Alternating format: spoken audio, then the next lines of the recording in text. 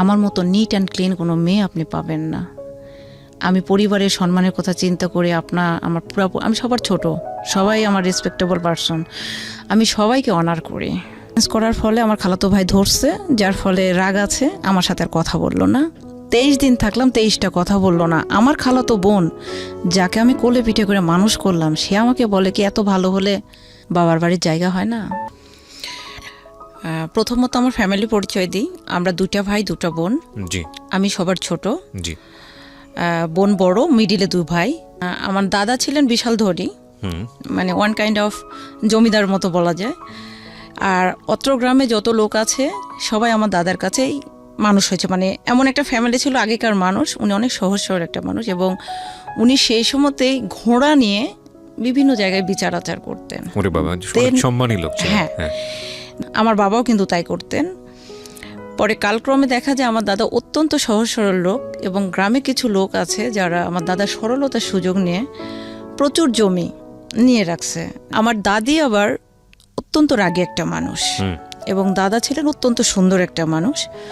আব্বু কিছু করতেন না, এবং সে এতটাই জমিদার ছিল, প্লেটের বাটির মধ্যে সে হাতে ভেবে রাখতো, দুধ যখন এখানে উঠতো তখন সে খেত, এইরকম।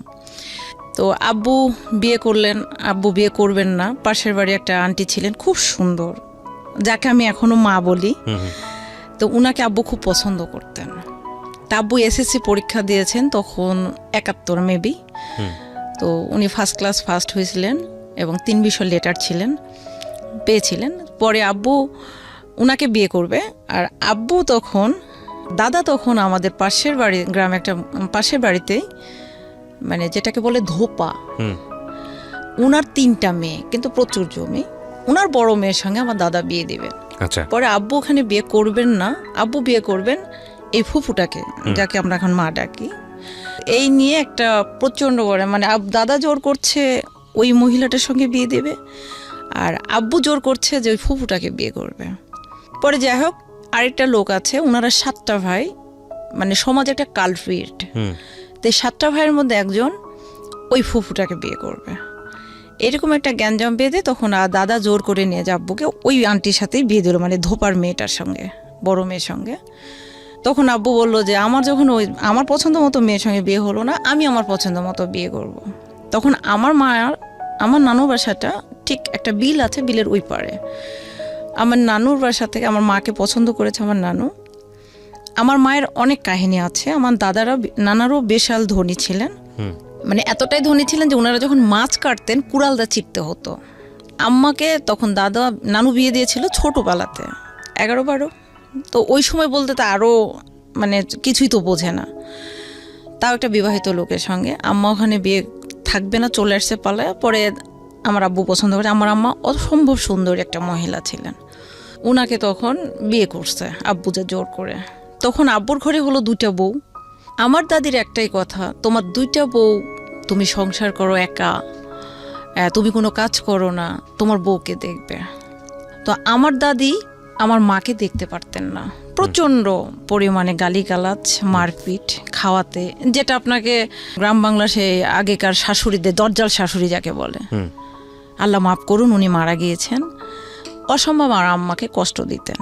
তো আমার বড় আম্মার সঙ্গে কিন্তু আমার আম্মার কোনো ঝগড়া নেই, মানে সতীনে যে একটা কথা কাটাকাটি এটা নেই, মানে 2 বোনের মতো। আর কোনোভাবে যখন আব্বু কভার করতে পারলো না, তখন একদিন প্রচণ্ড মারপিট, ঝগড়াঝাটি হতে হতে আব্বুকে আলাদা করে দিল। আব্বুর কিন্তু 2টা ওয়াইফ, আলাদা করে দিল তখন 1/2 কেজি ময়দা দিয়ে। তারপরে এটা নিয়ে 1/2 কেজি যখন ময়দা দিয়ে তাকে আলাদা করে দিয়ে এলো, তখন আব্বু বলল যে মা, তোমার এত বড় সংসার, এত ধন সম্পদ, সেই সময় ধরেন 120 বিঘা সম্পদ। আপনার দাদা কই তখন? দাদার তো কোনো কর্তৃত্ব ছিল না, মানে দাদি যেটা করতো সেটাই। আচ্ছা। তো তোমরা যেটা করছো, আমি একটাই ছেলে, তা 1/2 কেজি ময়দা দিয়ে কেন আমাকে ভিন্ন করে দিলা? আমার আব্বু তখন একটা টিচারের চাকরি হলো, যেহেতু সে শিক্ষিত একটা মানুষ। তখন টিচারে যখন চাকরি হলো, তখন আমার বাবা বলে, আমার একটা ছেলে সরকারের গোলামি করবে, আগেকার মানুষের যে মেন্টালিটি। তখন আমার আব্বু হতে রিড রাইটার, মানে মোহরি রেজিস্ট্রি অফিসে, সেখানেও তো তখন টাকা পয়সা তেমন ছিল না। সর্বসাকুল্যে আব্বু পরিবার চালাতে ব্যর্থ। তখন হাফ কেজি আটা যখন দিয়ে দিল, তখন আমার দাদা বলল, আব্বু বলল যে এত বড় সংসার থেকে আমাকে এতটুকু দিলা, আমার লাগবে না। এই বলে চলে আসলো আম্মাকে নিয়ে এবং আমার সৎ মা।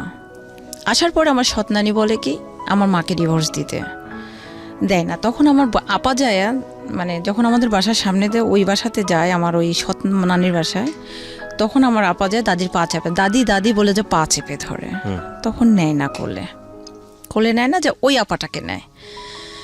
পরে যাই হোক এইভাবে কোনো রকমে আম্মা তো চললো এবং আমার আম্মাকে আমার আব্বু প্রচণ্ড মারপিট করতো। শুধু মারপিট না, এইরকম তীরের সঙ্গে টানিয়ে লোয়ার রড দিয়ে পিটাইতো। কেন পিটাইতো? আম্মা সাপোজ একটা মাটির পাতিল নিয়েছে, এক মুঠ ধান দিয়ে আমার সৎ নানীরা লাগিয়ে দিয়েছে। আব্বু অফিসে আসার সময় বলছে, হ্যাঁ আমার মেয়ে থাকলে তো সংসার ধ্বংস হবে, এই হবে, কিন্তু অম্মুকের বউ দেখছি এত মন ধান দেয় যে পাতিল টাতিল নিল। বুঝলো না আব্বু কিছুই, লাগাইলো, ডাইরেক্ট এসে মারলো। এত মারতো আমি নিজেও দেখেছি। আমি বড় হওয়ার পরে প্রোটেক্ট করতাম, কিন্তু বড় ভাইয়েরা কেউ ভয় আব্বুর সঙ্গে কথা বলতো না। পরে এইভাবে যখন আম্মা চলে আসলো, আব্বুর কিছু ব্যাড হ্যাবিট ছিল, যেটা না বলি যেহেতু উনি মারা গেছেন। পরে এভাবে যখন চলে আসলো, আম্মু খেয়ে না খেয়ে সংসার নিয়ে আমাদেরকে পারলো। তখন দেখা যাচ্ছে আচ্ছা, তারপরে ওইখানে আসলো। আসার পরে আম্মা এভাবে দেখা গেল যে আব্বু রেজিস্ট্রি অফিসে গেছে, কিছুই হয়নি। তখন আম্মু নানুর বাসায় গেল, যাই হয়তো চাল ডাল যান লাগে নিয়ে আসলো বা মামারা দিয়ে গেল। এভাবে পালতে পালতে দেখা যাচ্ছে আব্বু ওই টাকাগুলো দিয়ে অনেক সময় নেশা করতো বা মেয়েলি কিছু ব্যাপার ছিল। তো এগুলো নিয়ে আম্মা যখনই প্রতিবাদ করতো তখনই প্রচণ্ড আকারে মার খেত। এত পরিমাণ মার খেত যেটা বলার মতো না। এবং উনি মার খাওয়ার পর যখন সেন্সলেস হয়ে যেত, আব্বু তখন ডাক্তার নিয়ে এসে তাকে সেন্স ফিরাইতো। এরকম ছিল। এগুলো আপনি দেখেছেন? হ্যাঁ, এটা আমি দেখেছি। পরে এগুলো হওয়ার পরে একটা পর্যায়ে দেখা গেল আমার আপা বড় হয়ে গেল, বড় ভাই হলো, বড় ভাই হওয়ার পরে মেজো ভাই হলো, মানে ডিফারেন্সটা 2 বছর 2.5 বছর এরকম। আপনার পজিশন কত? আমি তো লাস্ট। আচ্ছা, লাস্ট। কয় ভাই বোন আপনারা? আমরা 2টা ভাই 2টা বোন। ওকে, তারপর ভাই 2টা মিডিলে, বোন ফার্স্ট, আমি লাস্ট। পরে এভাবে তো চলে আসলো। পরে দেখা গেল যে আমার দাদা 1 কাঠা জমি আমার বাবাকে দিল না, সমস্ত সম্পত্তি সে বিক্রি করলো, খাইলো। এবং সে শেষ পর্যায়ে অন্যের বাসায় যা থাকলো। আমার ওই যে ফুফু বলছি না, আমার দাদির প্রথম পক্ষের যে মেয়েটা, তাদের বাসায় থাকলো। তো আমি যখন ক্লাস 3-তে পড়ি মেবি, তখন আমার দাদা চলে গেলেন, দাদি থাকলো। দাদি ওই ফুফুর বাসাতেই। আমি বলি ভাইয়া আমি সাইকেল চালাইতে পারি, মোটর সাইকেল চালাইতে পারি, আমি সবই পারি। তো আমার দাদি ওই বাসাতে যখন থাকতো, তো আব্বু আমাকে বলতো যে তুমি নিয়ে যে ওইটা দিয়ে আসো। দাদির কোনো কিছু খাবার লাগে কিনা, যা বলতো যে দেখো কিছু খাইতে চাই কি। কিন্তু আম্মু না দাদিকে সহ্য করতে পারতো না, এবং আমার নানিকেও আমার বাবা সহ্য করতে পারতো না। এবং মাঝে কিন্তু আমার ক্লাস 5-এ ওঠার পর আমার নানু মারা গেল। তার মানে 2জন চলে গেল, থাকলো 2জন। তো আমার একটা ছিল, আমার একটা নীতি আছে যে আমি যদি দেখি সবাইকেই দেখব। তো আমার দাদির কাছে যদি আমি খাওয়ার কিছু নিয়ে যাই, অবশ্যই আমার নানিও আছে, আমার মায়ের তো সে মা, তখন আমি নানির কাছে নিয়ে যেতাম। এটা নিয়ে আম্মা বলতো আমার মাকে কেন দেব না, আর আব্বু বলতো তোর মা আমাকে কি দিয়েছে। তখন বলে যে তোমার সন্তানগুলো কার টাকা দিয়ে তুমি মানুষ করেছো, আমার মা তো পালছে, আর তোমার মায়েরা তো শুধুই মেয়েদেরকে দিয়েছে। শুধুমাত্র 10 কাঠা জমি, যেটাকে বলে এউজ বদল করা, 10 কাঠা জমি আমার বাবা, 10 কাঠা না, 10 শতক 6 কাঠা জমি আমার আব্বুকে দিয়েছিল আমার দাদা। সেই জমির উপরে বাড়ি আছে, মানে মাটির বাড়ি আমাদের। তো প্রথমে তো কঞ্চির বেড়া দিয়ে কাদাতে লেপে আম্মা প্রথমে যে বাসাটাতে চলে আসে। এর মাঝে কিন্তু আমার সৎমায়ের ডিভোর্স হয়ে গেল 71-এর পরে বহুবার আমার আম্মা নিতে গেছে, আমি দেখছি। আমি ক্লাস 9-এ ওঠার পরে আমার আম্মা নিতে গেছে, ওরা আর আসে নাই। আমার সৎনানির বাবার অনেক সম্পদ ছিল, 3টে মেয়ে। আমার বড় আম্মা ছিল বড়, কিন্তু স্টিল নাও আমার বড় আম্মাদের সাথে আমাদের কোনো ঝগড়া নেই, আমার আম্মার সঙ্গে কখনো তার কোনো প্রবলেম হয়নি। যাই হোক এইভাবে চলতে থাকে। কিন্তু আব্বু দেখা যেত রেজিস্ট্রির অফিসে কাজ করতে করতে এখানে একটা নাম বলে দেই, যদিও নামটা ছদ্মনাম, সুজন। তার শ্বশুর মানে আমার বড় আব্বা, মানে আমার বাবার তো নিজের কেউ না, এটা হচ্ছে আব্বুর ফুফাতো ভাইয়ের ছেলে। ওনার নাম আব্দুস সালাম। সালাম বড় আব্বার জামাই সুজন। তো উনাকে তখন আব্বু, উনি তখন 2টা বিয়ে করেছে, তখন উনি বললো যে আব্বুকে দাদাকে এসে বললো যে মামা আমার তো, আপনার তো অনেক আছে, আমার তো কিছু নেই, আমি তো খুব সমস্যায় পড়েছি, যদি ওর লাইসেন্সটা আমার নামে রিনিউ করে দেয় বা আমার নামে চেঞ্জ করে দেয় তাহলে আমি একটু পরিবারটা নিয়ে বাঁচতাম। আব্বু দিয়ে দিয়েছে। দেওয়ার পরে আব্বু আর কিছু করে না। পরে আব্বু কি করতেন, এই যে জমির ব্যাপারগুলো উনি মানে একজন এসিল্যান্ড একটা জমির ব্যাপারে যতটুকু না জানে, আমার বাবা এরকমই খুব ট্যালেন্ট একটা মানুষ, যার ফলে উনি এদিক ওদিকে তখন বিচার আচার করে বেড়াতেন, তেমন কিছু করতেন না। তখন আমাদের জমি বলতে যখন ভেস্টেড প্রপার্টি মানে ভিপি সম্পত্তি, আপনি বুঝতে পেরেছেন ভাইয়া? ভেস্টেড প্রপার্টি মানে যেটা আপনার দখল আছে। ভেস্টেড প্রপার্টি বলতে যারা বাংলাদেশ থেকে যেগুলো হিন্দুরা পর্যাপ্ত পরিমাণে খাজনা না দেওয়ার কারণে জমিগুলা সরকার অ্যাকোয়ার করে নেয়, এবং তারা যখন দেশের যখন জমির খাজনাটা দেয় না তখন জমিটা নিলামে দেয়, এবং এই জমিটা যারা ধরে নেয় তাদের হয়ে যায়, মানে চেক কেটে কেটে খেতে হয়। আর তারা তো ইন্ডিয়াতে চলে গেছে। এই কিছু জমি বলতে প্রায় 2.5 বিঘার মতো জমি। এগুলো আপনার বাবা নিয়ে নেয়? হ্যাঁ, আমার বাবা না, আরো 20-25 আর মানে এলাকার অনেক লোকে নিয়ে নেয়। এইটুকুই আমাদের জমি। আর ওই যে বললাম 10 শতক জমি বাড়ি, জাস্ট এটার উপরে তখন ভাইয়া ইট ভাটাতে কাজ করতে লাগলো। এসএসসি পরীক্ষা দিবে বড় ভাই, এসএসসি পরীক্ষা দিবে, সে বই বেঁধে নিয়ে মাটি কাটতে যাইতো। আমার ভাইয়া এসএসসি দিল 97। আপনার বয়স কত তখন? আপনি তখন কি করেন? আমি তো ছোট। ছোট বলতে কি পড়াশোনা করছেন ওই সময়? হ্যাঁ, আমি তো পড়াশোনা করছি, আমার পরে বলছি। পরে ভাইয়া চলে গেলেন এইভাবে। তখন আম্মা কি করতো, গম বনাইছে জমিতে। আম্মা, বড় ভাই, বড় আপা আর আমার ইমিডিয়েট যে বড় ভাইটা, এরা যায়। আম্মা করতো কি, লোকজন ওঠার আগে ফজরের নামাজ পড়ে আম্মা চলে যেত, যে গম টম কেটে রেখে চলে আসতো লোকজন বের হওয়ার আগে। পরে যখন রোদ হতো তখন ভাইয়ারা বয়ানে আসতো, ওই জিনিসগুলো মানে মারতো, মারার পরে ওটাতে শুকাইতো, শুকানোর পরে ভাঙায় এসে রুটি খেত। আপনার বাবা কি করতো ওই সময়? বাবা কিছুই করতেন না, মানে ছোটবেলার অভ্যাস, ওই ঘুরে বেড়াতেন। আপনারা শুনছেন প্রাণ মিস্টার ম্যাঙ্গো ক্যান্ডি প্রেজেন্স জীবন গল্প। আমি আরজি কি প্রিয়া আপনার সঙ্গে রয়েছি। এবং যদি আপনার এই অনুষ্ঠানে আসতে হয় প্লিজ আমাদেরকে ফোন করবেন। আমাদের ফোন নাম্বার হচ্ছে 09611904904। আমি আবারও বলছি 09611904904।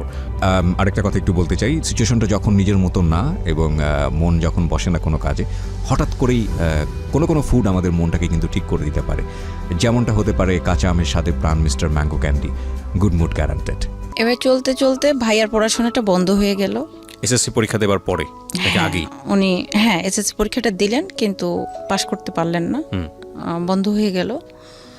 বড় আপাকে এর মধ্যে আমার আব্বু বিয়ে দিয়ে দিলেন, এবং শুধু বিয়ে না, মারপিট করে এমন মারলেন আপার এই আঙ্গুলটা ভেঙে গেল। বিয়ে দিয়ে দিল, দেওয়ার পরে আপা সেই বাসাতে গেল না, সেই লোকটার সঙ্গে দেখাও করলো না। মানে বিয়ে দিয়েছে, সে এই দিক দিয়ে দিয়েছে, ওই দিক দিয়ে সে পালিয়ে গেছে, বিয়ে করবে না। তখন তার বয়স 13, আমি এটা জানি। আচ্ছা, তখন আমি ছোট, বিয়েটা দিয়ে দিল। ও এর মধ্যে হয়েছে আমার বড় আপা, যেটা আমার সৎমায়ের যে মেয়েটা, সেটাকে কিন্তু আমার দাদি এর মধ্যে দিয়ে দিয়েছে আমার আম্মাকে। আর যে ভাইটা ছিল সেটা আমার সৎ নানি নিয়ে নিল। কেন? কারণ আমার বড় আপাটা ছিল কালো মেয়েকে বিয়ে দিতে টাকা লাগবে, ছেলে পুষলে তার তো 3টাই মেয়ে, নিয়ে নিল সে একবারে, নৌলিখিত নিয়ে নিল। কিন্তু আমি একটা দেখতাম বাসাতে সব সময় আমাকে কেমন যেন একটা নেগলেক্ট করা হতো। আমার জন্ম নিয়ে বলি, আমার মায়ের 2টা ছেলে 1টা মেয়ে হয়ে গেল। আমার মেজো ভাইয়ের পরে যে একটা, আমার ইমিডিয়েট যেটা, তার মিডিল একটা বাচ্চা আসছিল আমার পেটে, সেটাও নষ্ট হয়ে গেল। আমি যখন আমার পেটে 5 মাস, তখন আমার নানু বলল, আমার নাম সাজেদা, বলল সাজেদা তুমি, তোমার 2টা ছেলে 1টা মেয়ে, তুমি এই বাচ্চাটা ফেলে দাও। তখন আম্মা বলল যে এখন অলরেডি 5 মাস চলে গেছে, একে নষ্ট করতে গেলে তো আমি মারা যাব। তখন আমার আব্বু বলল যে আমার 14 পুরুষ একটা করে ভাই, যার ফলে সমাজের প্রত্যেকটা ব্যক্তি আমাদেরকে যখন তখন অত্যাচার করে, মারে, পিটে, কেউ কিছু প্রতিবাদ করে নাই। তো আমার লাঠির দরকার, এটা আমার ছেলে হবে।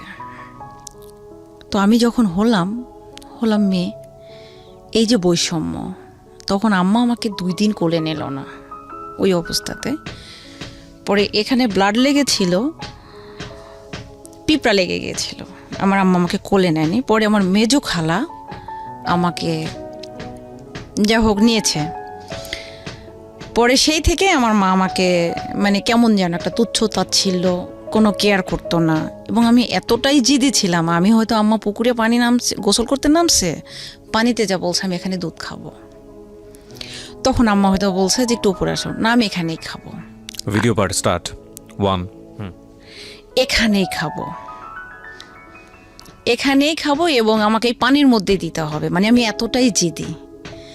তো সেই পরিমাণ মারতো। আর আমার রাগটা এত ছিল যে আমি যখন কান্না করতাম, মানে মারতাম, তখন আমার এই 2টা হাত ফেটে ব্লাড বের হয়ে যেত। প্রচণ্ড রাগী একটা মানুষ ছিলাম। তো আম্মা কোনো মতেই মানে প্রচণ্ড মারতো। আর এই যে বৈষম্য থাকতে থাকতে হঠাৎ আমি প্রচণ্ড অসুস্থ হয়ে গেলাম, নিউমোনিয়া হয়ে গেল আমার। তখন আমাকে সবাই বলছে যে ও মারা যাবে। ডেফিনেটলি আমাকে শোয়ায় রাখছে, উত্তর দিকে মাথা, দক্ষিণ দিকে পা, আর বাঁচবো না। পরে পাশের বাড়ির হিন্দু দাদু আছে, আব্বু বলল যে আমার মেয়েটা তো মারাই যাবে, তো একটু যদি ডাক্তারের কাছে যাওয়া যেত। তো সেই সময় হোমিওপ্যাথিক ওষুধ, আমার জন্মটা কিন্তু 1986 ভাইয়া। জি। তো হোমিওপ্যাথিক ওষুধ 5 পুরিয়া ওষুধ দিল, দিয়ে বলল যে এই ওষুধটা তোর মেয়েকে খাওয়া। উনি অনেক বয়োজ্যেষ্ঠ মানুষ, যদি 3 পুরা খাওয়ানোর পর তোর মেয়েটা ফিরবে, না হলে কোনোদিন ফিরবে না। যাই হোক, ওই যে ফিরছি ভাইয়া, আর পড়ি নাই। যাই হোক, এখন আমি খুব দুরন্ত ভাইয়া, আমি কাউকে কখনো মানে টলারেট করবো এইরকম পার্সন না, ডাজন্ট ম্যাটার। সাইকেল নিয়ে যাচ্ছি, কেউ একটা টন কাটছে, ঠাইসে একটা থাপ্পড়। রাস্তাতে যাচ্ছি, এই তুই কেমন আছিস, আমি কেমন আছি তুই জিজ্ঞেস করার কি, মারলাম। এলাকার এমন কোনো গাছ নেই, সে আম গাছ, তাল গাছ, বাঁশ, যেটা বলেন, আমাকে চেনে না এমন কোনো গাছ নেই। এমন কোনো ফলের গাছ নেই যে ফলের গাছালা বলতে পারবে না যে তার গাছের ফল আমি চুরি করে খাইনি। ওকে। মানে খুব দুরন্ত একটা মেয়ে। বাবা আমাকে ভালোবাসতেন, যথেষ্ট ভালোবাসতেন। মারতে লাগলে ভাইয়া প্রচণ্ড মারতেন। এই যে চৈত্র মাস আজকে কিন্তু আমাদের বাসায় ধান কাটছে, এই ধান জমিতে কাটতো, আমি ওইখান থেকে বয়ে নিয়ে আসতাম। 1 মণ 1.5 মণ ধান আমি মাথায় করে নিয়ে মাইলের বড় মাইল যাইতাম। আমি প্রচণ্ড শক্তি পাই। তখন সবাই বলতো, এই তুই এত কাজ করিস কেন, তোকে বিয়ে দিতে কয় টাকা লাগবে রে যে তোর বাবার সংসারে এত কাজ করতে হয়। আমি বলি না, আমি তো পড়াশোনা করব, আমি যদি পড়াশোনা করি তাহলে তো ওরা আমাকে পড়াবে না যদি আমি কাজ না করি। তো আমাকে যখন আমি ক্লাস 4-এ যখন পড়ি, তখন আমার বিয়ে লাগে। ক্লাস 4-এ? 4-এ। তো আমি বললাম যে ক্লাস 4-এ বিয়ে, আমি তো বিয়ে করব না। তো আমি বিয়ে ভেঙে দিতাম। কিভাবে? ছেলে আসছে আমাকে প্রশ্ন করতে, ও একটা করলে আমি 4টা প্রশ্ন করতাম। আর পরে বলতাম, আপনার কি আমাকে পছন্দ হয়েছে? তখন বলতো যে আচ্ছা পরে কথা বলি। আচ্ছা ঠিক আছে, ভাঙতাম। পরে যে কোনো বিয়ের কথা বললে আব্বু বুঝতে পারতাম ভাঙতাম। তো বললো যে ওর বিয়ে লাগলে ওকে যে প্রশ্ন করো, তোমরা যদি কেউ বিয়ের কথা বলো। কিন্তু গ্রামের কিছু লোক ভাইয়া আমার পিছনে লাগলো। এরা ভালোবাসার জন্য না ভাইয়া, এরা আমার হাতটা ধরে বুকে টানার জন্য না, এরা আমাকে নষ্ট করার জন্য। তারপরে আমার পেছনে লোক লাগলো। লাগার পরে দেখা যাচ্ছে ভাইয়া, আমি স্কুলে যাচ্ছি, আমি 2 কিলো, 1.25 কিলোর মতো রাস্তা আমার বাসা থেকে। তো আমাকে এতটা রেস্ট্রিকশনে রাখতো। আব্বু সকালবেলা সাইকেলে করে নিয়ে যায় কিংবা মোটর সাইকেলে করে নিয়ে যায়, আমাকে স্কুলে দিত, আবার আসার সময় নিয়ে চলে আসতো। যদি কখনো ভ্যানে আসতাম, 1 টাকা কিন্তু ভাড়া ছিল, 2 টাকা ভাড়া ছিল। তো আমি ভ্যানে বসতাম, মোড়ের উপর ভ্যান, আমি রেডি হয়ে, আমার আব্বু আমার চুলগুলো বেনি করে দিত। আম্মা কিন্তু কোনো দিনই না, আব্বু। চুলগুলো বেনি করে দিত, চুল বেনি করে দিয়ে বেঁধে দিয়ে স্কুল ড্রেস ইউনিফর্ম পরে ব্যাগটা নিয়ে আমি চলে গেলাম। মোড়ের উপর যা যখন আমি ভ্যানে চললাম, তো স্কুলে যে নামলাম, সাইকেল নিয়ে গেলে আমার 7 মিনিট লাগে, আর ভ্যানে গেলে 15 মিনিটের মতো লাগে। গেলাম, দেখা যাচ্ছে ভাড়া নিল না। কিরে তুই ভাড়া নিলি না? কই তোর ভাড়া একজন দিয়ে গেছে। কে? অমুক। তখন আমি ডাইরেক্ট এসে আব্বুকে বলতাম যে আব্বু এরকম তো ঘটনা ঘটছে। তখন ওই ছেলে আম্মাকে ডাকে ভাবি, অথচ আমাকে এগুলো প্রস্তাব করে। পরে চিঠি লেখে আমাদের বাসার অমুক জায়গাতে রেখে গেছে, পুকুরের ওই পারে তাদের বাসা। ছেলেটা দেখতে অনেক সুন্দর, কিন্তু ওর বাবার মা ছিল রাজাকার, ওরা রাজাকারের বংশ। ওর নানু ছিল শান্তি কমিটির চেয়ারম্যান, সেই সময় গুলি লেগে মারা গেছে। তো এই ক্ষেত্রে আমি ওদেরকে ঘৃণা করতাম। তো 1 দিন 2 দিন 3 দিন এভাবে চলতে চলতে তখন আমি ক্লাস 4-এ পড়ি। 4 থেকে 5-এ উঠছি। এর মধ্যে একটা মহিলা আমাদের জমিতে ফসল খাওয়াইছে, এটা নিয়ে আমি কথা কাটাকাটির পর্যায়ে আমি একদিন ওদের বাসার সামনে দিয়ে আমাদের জমিতে যাচ্ছি মরিচ উঠাইতে। তখন উনি একটা ঢেল মারছে ওনার মেয়ে, এইখানে আমার লাগছে। তখন যে আমি বলছি, আমি হাফ প্যান্ট স্যান্ডো গেঞ্জি পরে আছি, বড়ম্মা দেখেন তো আপনার মেয়ে আমাকে ঢেল মারছে। উনি এসে আমাকে মারতে লাগছে মানে 5-7 জনে ধরছে। ধরার পরে আমাকে যখন মারলো, তখন বড় আপা দৌড় মেরে আম্মাকে যা বলছে, আম্মা আস্তে আস্তে আমি এদেরকে ফেলে টেলে দিয়ে মেরে টেরে দৌড় মেরে গেছি। যাওয়ার পরে আমার আম্মাকে নিয়ে যে ওরা একটা বাসার মধ্যে, মানে এর মধ্যে শুরু হয়ে গেছে। আব্বু নেই, শুধু আমি, বড় আপার আম্মা নিয়ে যে মারছে। তো আম্মাকে এমনভাবে মারছে একটা রুমে বাসার মধ্যে নিয়ে যেখানে আমি যা বলতেছি আমার মা কই খুঁজে পাচ্ছি না। যখন মাকে যা ধরছি, দেখি যে আমার মাকে মারছে, তখন আমি যখন গেছি তখন আমার চুল ধরছে। আমার চুলগুলো কিন্তু ছোট ছোট ভাইয়া ধরছে। তখন আমি আবার কোনো মতেই আমার মায়ের চুলও ছাড়ছে না, আমার চুলও ছাড়ছে না। তখন 4-5 জন ছেলে আছে, ওরা সবাই মিলে। তখন আমি ওনার এই আঙ্গুলটা কিন্তু কেটে নিয়েছিলাম কামড় দিয়ে। নেওয়ার পরে বিচার আসলো। কেটে নিয়েছিলেন মানে কি আঙ্গুল একদম পুরোপুরি কেটেই ফেলেছিলেন? এই আঙ্গুলটা মানে চুল ছাড়ছে না, তো আমারটাও ছাড়ছে না, আমারটাও ছাড়ছে না। আমরা 2টা মানুষই মাটিতে লুটোপুটো খাচ্ছি, ওরা মারতেছে। তো আমি বাঁচার জন্য তো কিছু একটা ওয়ে দেখতে হবে। তখন ওনার হাতটা যখন আমার মুখের মধ্যে আসছে, আমি যে কেটে নিয়েছি তবু সে চুল ছাড়ছে না। তখন আমি ওখান থেকে কোনো রকম আম্মাকে সেভ করে নিয়ে আসলাম। তারপরে ওরা মামলা করলো অ্যাটেন্ড টু মার্ডার, এই যে আঙ্গুলটা দেখিয়ে। হ্যাঁ, মার্ডারের মানে ওরা হসপিটালে ভর্তি হয়ে কেচ করলো। করার পরে কেচে তারপরে এক সময় মীমাংসা আসলো। আসার পরে পুরো বাড়িতে আমি একা থাকতাম। দেখেন, আমার ভাইয়া ছিল না, আব্বু ছিল না, শুধু আমি, বড় আপার আম্মা। আমি তো ছোট, ক্লাস 5। কেসটা করেছে কার নামে? কেসটা করেছে আব্বুর নামে, বড় ভাইয়ের নামে, বড় আপার নামে, আম্মার নামে। মানে আপনাকেই দেয়নি ওখানে? আমি তো ছোট, এই জন্য আপনাকে দেয়নি। না, আমাকে তো ওখানে আসবে না। তো পরে যখন দিল, অথচ এটা কেই ছিল না উপস্থিত। বলছে এই মারপিট করছে। ইভেন ওই মহিলা তখন ওনার অ্যাবর্শন করায়, ওই রিভেন্স ইয়েটাও দিয়েছে, আমাদের ব্লেমটাও দিয়েছে যে আমরা মায়েরা ওনার বাচ্চা অ্যাবর্শন করে দিয়েছে। সেই মামলা করলো, কয়েকবার কেছে হাজিরা দিল, পালিয়ে থাকলো। পুরো বাসাতে আমি একা। রাতের বেলা? রাত বলতে আমি ক্লাস 2 থেকে আমি রান্নাবাড়া করি, ক্লাস 3 থেকে আমি রান্নাবাড়া করি। পুরা সংসারের দায়িত্ব ছিল আমার হাতে ছোটোবেলার থেকে। এবং আমি যখন স্কুলে যেতাম, আমি রান্না করতাম, জমিতে নিয়ে যে খাবার দিয়ে আসতাম, তারপরে নিজে খেতাম, তারপর স্কুলে যেতাম, স্কুল থেকে আসতাম, আবার দুপুরে রান্না করতাম, কাজের লোকদের খাওয়াতাম, আবার থালা বাসন মেজে নিয়ে আবার পানি টানি উঠিয়ে নিয়ে আবার রাতে রান্না করতাম। আমি যখন পড়তে যেতাম তখন বাজতো রাত 10টা, এরকম ছিল। আমি একটা কাজে জব দিলে আমার মা যেমন পিটাইতো, আমার আব্বু পিটাইতো, আমার আপাও পিটাইতো। মানে আমি কাজটা পারবো না, এই কথাটা আমি কখনো বলতে পারবো না। পরে যখন ওনারা মারলো, তখন কেস হয়ে গেল। যাওয়ার পরে ওনারা তখন মীমাংসায় বসার পরে মীমাংসাতে আসলো কি যে যেটা হবার হয়ে গেছে, এটা একটা মীমাংসা করতে হবে। কোর্টে গেলে দুজনের এসেই চেয়ারম্যান এলাকার সব লোকজন বসলো, যেটাকে বলে দিগর সালিশ, মানে বিশাল আকারে একটা সালিশ বসলো। মীমাংসা হয়ে গেল। এখন যে লিখিত 2 পক্ষ সাইন করে যে একটা লিখিত হলো, এই কাগজটা তো থানাতে পৌঁছাইতে হবে, তবে না পুলিশ চুপ থাকবে। চেয়ারম্যান তখন কি করলো, ওই সময় 1996 সালে 96 সালে চেয়ারম্যান তখন ওই কাগজটা থানাতে পৌঁছালো না। না পৌঁছায় উনি রেখে দিল। আমাদের বিরোধী দলের কাছ থেকে উনি ওই সময় 10,000 টাকা ঘুষ খেলেন। পুলিশের কাছে পৌঁছায় নাই, পুলিশ চলে আসছে বাসায়, এসে আব্বুকে ধরে নিয়ে গেল, বড় ভাইকে ধরে নিয়ে গেল। আপনারা শুনছেন সুইটির জীবন গল্প। এটা কেবল স্টার্ট হয়েছে আমি বলবো, যদিও আমরা প্রায় ফার্স্ট আওয়ারের হাফ টাইম শেষ করে তারও বেশি সময় শেষ করে ফেলেছি, but this is just starting. এই গল্পটা কোথায় দাঁড়িয়ে আছে সেটা একেবারেই অকল্পনীয়। আর আমাদের অনুষ্ঠানের নিয়ম অনুযায়ী আপনারা যদি গেস্টকে দেখতে চান চলে আসবেন আমার ইউটিউব চ্যানেলে। আমার ইউটিউব চ্যানেলটি হচ্ছে www.youtube.com/RJKibriafm, RJKEBRIAFM।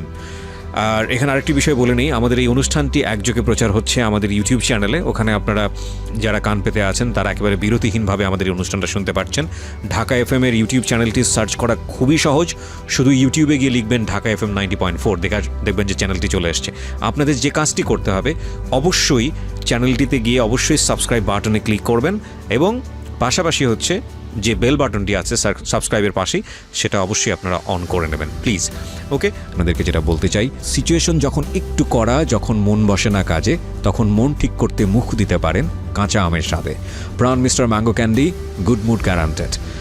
জি, তো বাবাকে ধরে নিয়ে গেল, ভাইকে ধরে নিয়ে গেল, তারপর হ্যাঁ, তখন পুলিশ এসে বলছে মহসিনকে, মানে আমার ভাই তো গোপে উঠে নাই, মহসিনকে। তো বললো যে আমার আম্মা বললো আমার ছেলে এটাই।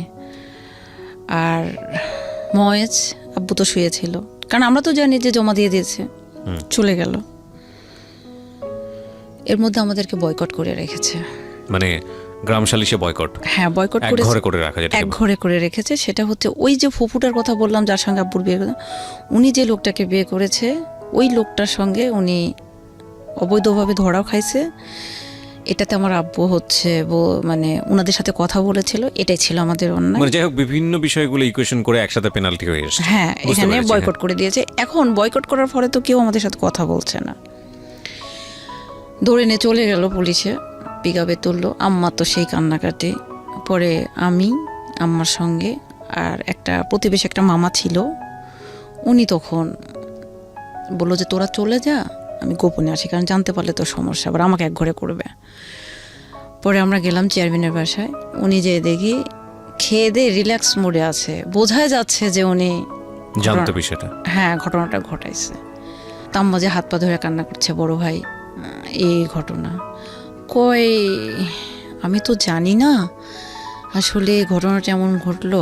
তখন আমি ডিরেক্ট বললাম, মানে আমার প্রতিবাদী একটা স্বভাব, আমি ডিরেক্ট বললাম আপনি জানেন না, তাহলে কাগজটা কেন থানায় যায়নি? আপনি না ইউনিয়নের চেয়ারম্যান, কাগজটা যদি আপনি পৌঁছাইতেন তাহলে তো আজকে আমার বাবাকে বলছে তুমি ছোট, আমি ছোট মানুষ কেন, আপনি লিগেলি কথা বলেন। এই বলে আম্মা বললাম, আম্মা এখানে কোনো কথা হবে না, তুমি চলে আসো।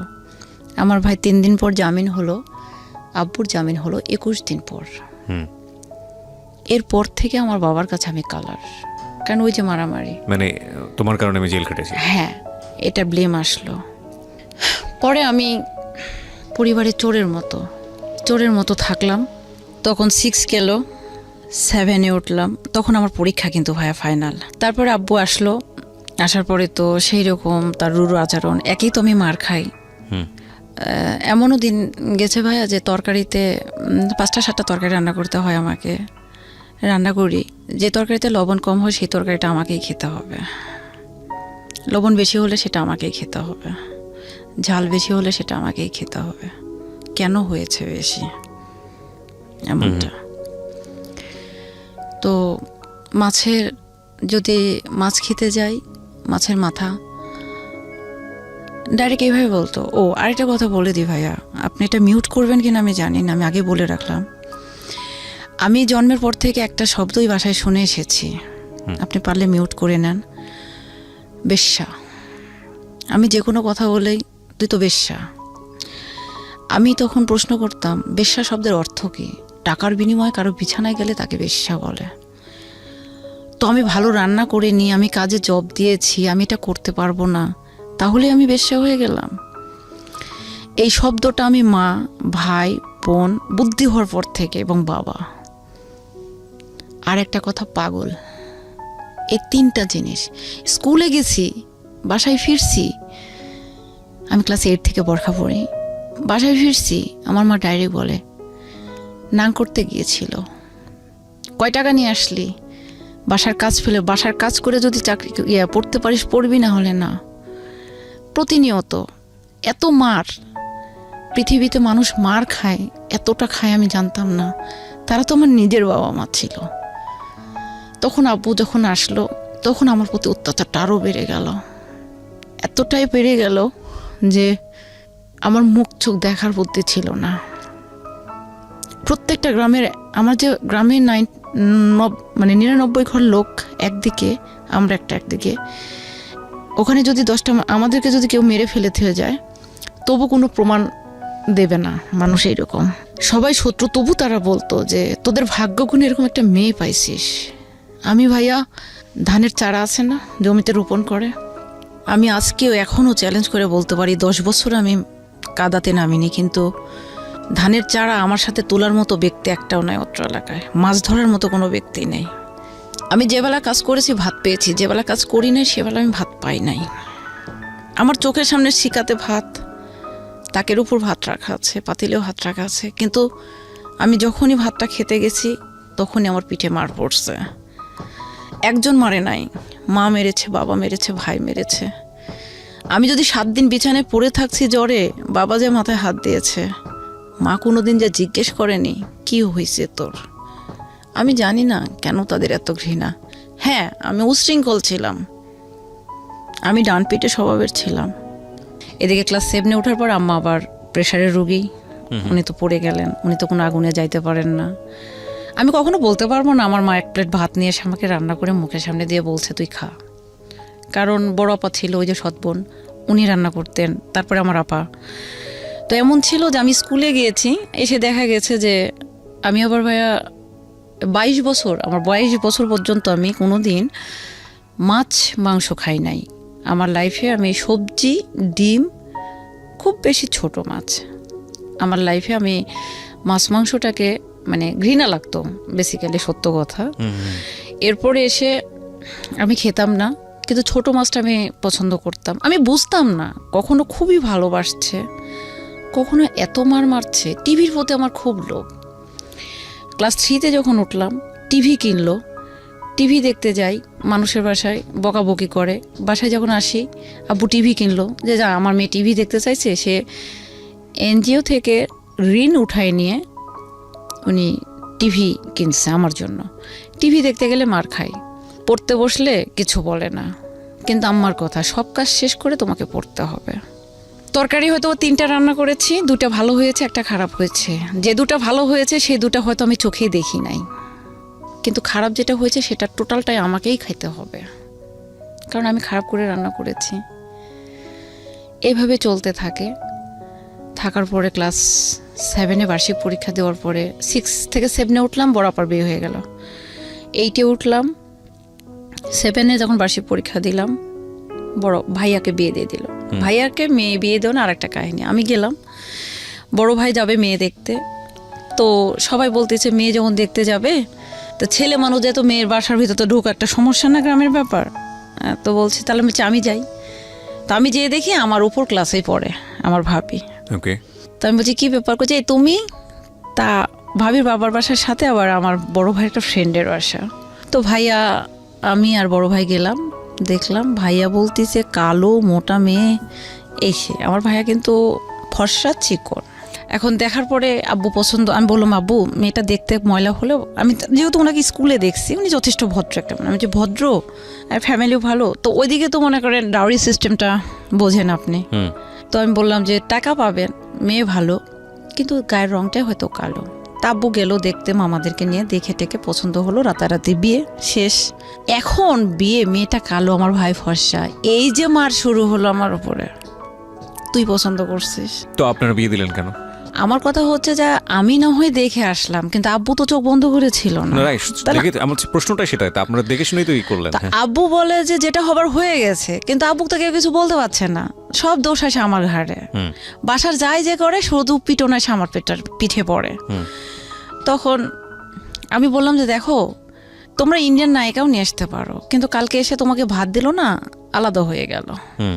কিন্তু কালো মেয়ে তোমার সংসারটা যদি ধরে রাখে তাহলে কি হবে? স্টিল নাও সে এক জায়গাতে আছে, জয়েন্ট ফ্যামিলিতেই আছে এবং এখন পর্যন্ত তার সম্বন্ধে একটা বাজে মন্তব্য কেউ করতে পারবে না, এত ভালো সে মেয়ে একটা।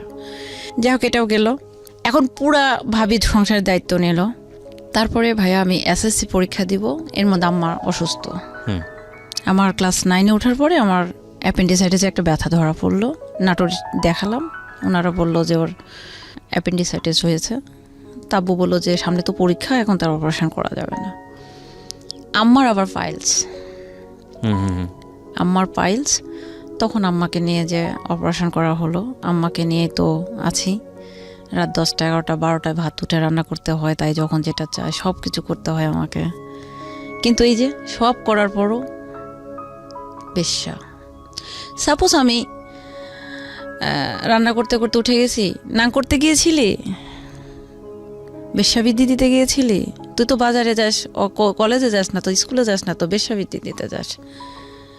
এই জিনিসগুলো ভাইয়া আমার মাথাতে এতভাবে মানে রিয়াক্ট করতো, মাঝে মাঝে মনে হতো আমি সুইসাইড করব। তখন থেকে আমি ঘুমের বড়ি খেতাম, প্রচণ্ড আকারে খেতাম। খেতে খেতে এভাবে চলতো, সকালে উঠতে পারতাম না। তারপর আমার বাসায় একটা, এভাবে চলতে চলতে একদিন মায়ের অপারেশন হলো। এরপর আমার এসএসসি পরীক্ষা আসলো। তখন তো বললাম আমার অপারেশন হয়েছে, বাসায় ধান কাটার লোক লাগছে। ইভেন আমার মাকে দেখবো, ধান কাটা লোককে খাইতে দেব, বাসা দেখবো, ভাবি তো একা না। আমি ও তো ভাই আবার আলাদা হয়ে গেল। আলাদা হওয়ার পিছনে কারণ কি, আমার একটা বিয়ে লাগলো। ছেলেরা যৌতুক নেবে একটা মোটর সাইকেল, আর আমাকে 3 ভরি স্বর্ণের গহনা দেবে। ছেলেটা একটা এনজিওতে চাকরি করত। ছেলেটা দেখতে সুন্দর ছিল, সবই ভালো, ছেলেটা আমাকে পছন্দ করত।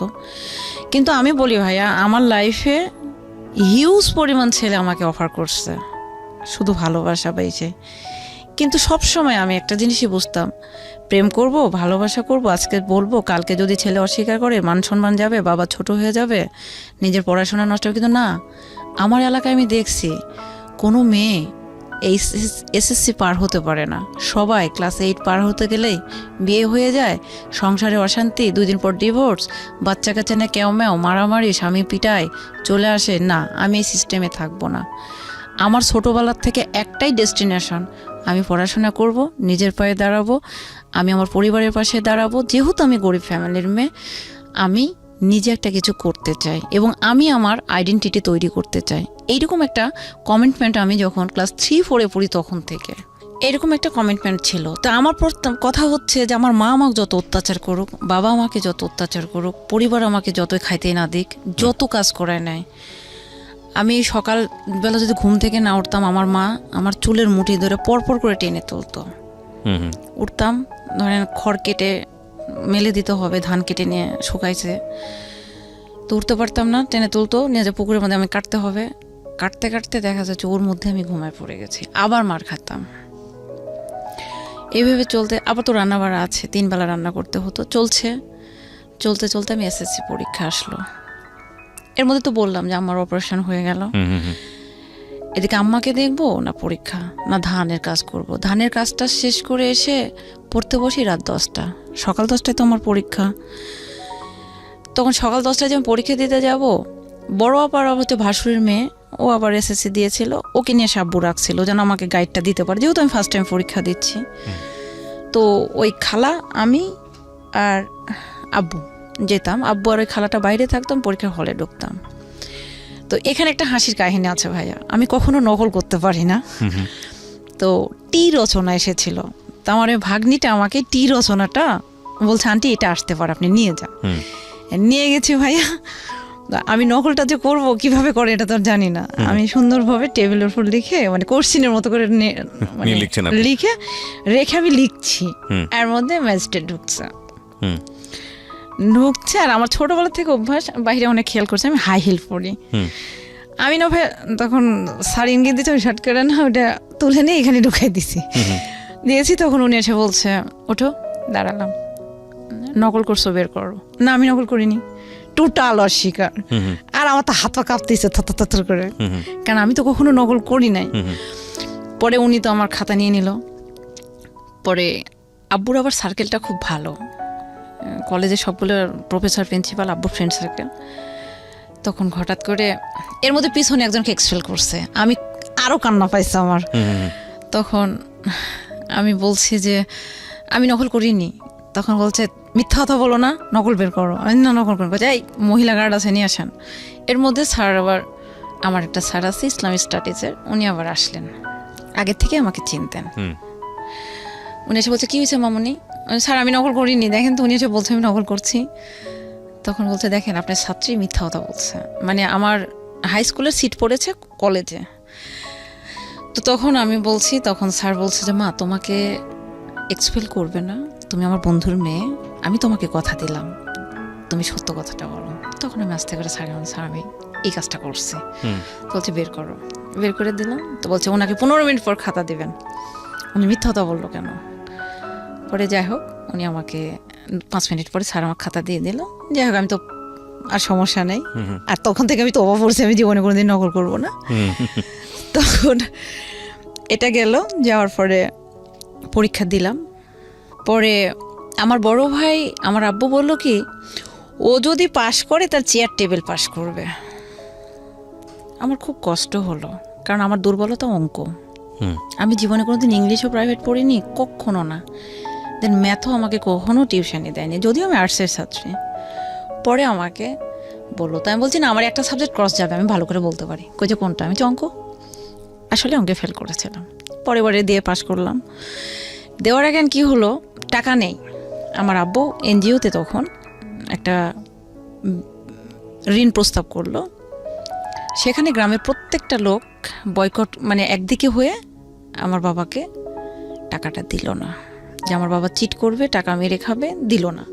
তখন আম্মা তার কানের এই দুলটা, আব্বু আম্মাকে প্রচণ্ড মারছে, বড় ভাইয়ের একটা টাকা নিয়ে মারছে। তখন দুলটা ভেঙে গিয়েছিল। তো আম্মা বলছে দুলটা যেহেতু ভেঙে গেছে, এটাই বিক্রি করে ওকে পরীক্ষাটা দেওয়া। কাকে? আমাকে। এসএসসি যে প্রথমবার ক্রস গেল, সেকেন্ড টাইম পরীক্ষাটা দেওয়ালো, আমি পাশ করলাম। আপনারা শুনছেন প্রাণ মিস্টার ম্যাঙ্গো ক্যান্ডি প্রেজেন্স জীবন গল্প। আজকের এই গল্পের অতিথি হচ্ছে সুইটি। তিনি মূলত রাজশাহীর, কিন্তু বর্তমানে ঢাকাতে থাকছেন। তার এই জীবন যুদ্ধের গল্প কোথায় গিয়ে দাঁড়িয়েছে সেটাই হচ্ছে দেখার বিষয়। আপনারা যদি তাকে দেখতে চান চলে আসবেন আমার ইউটিউব চ্যানেলে।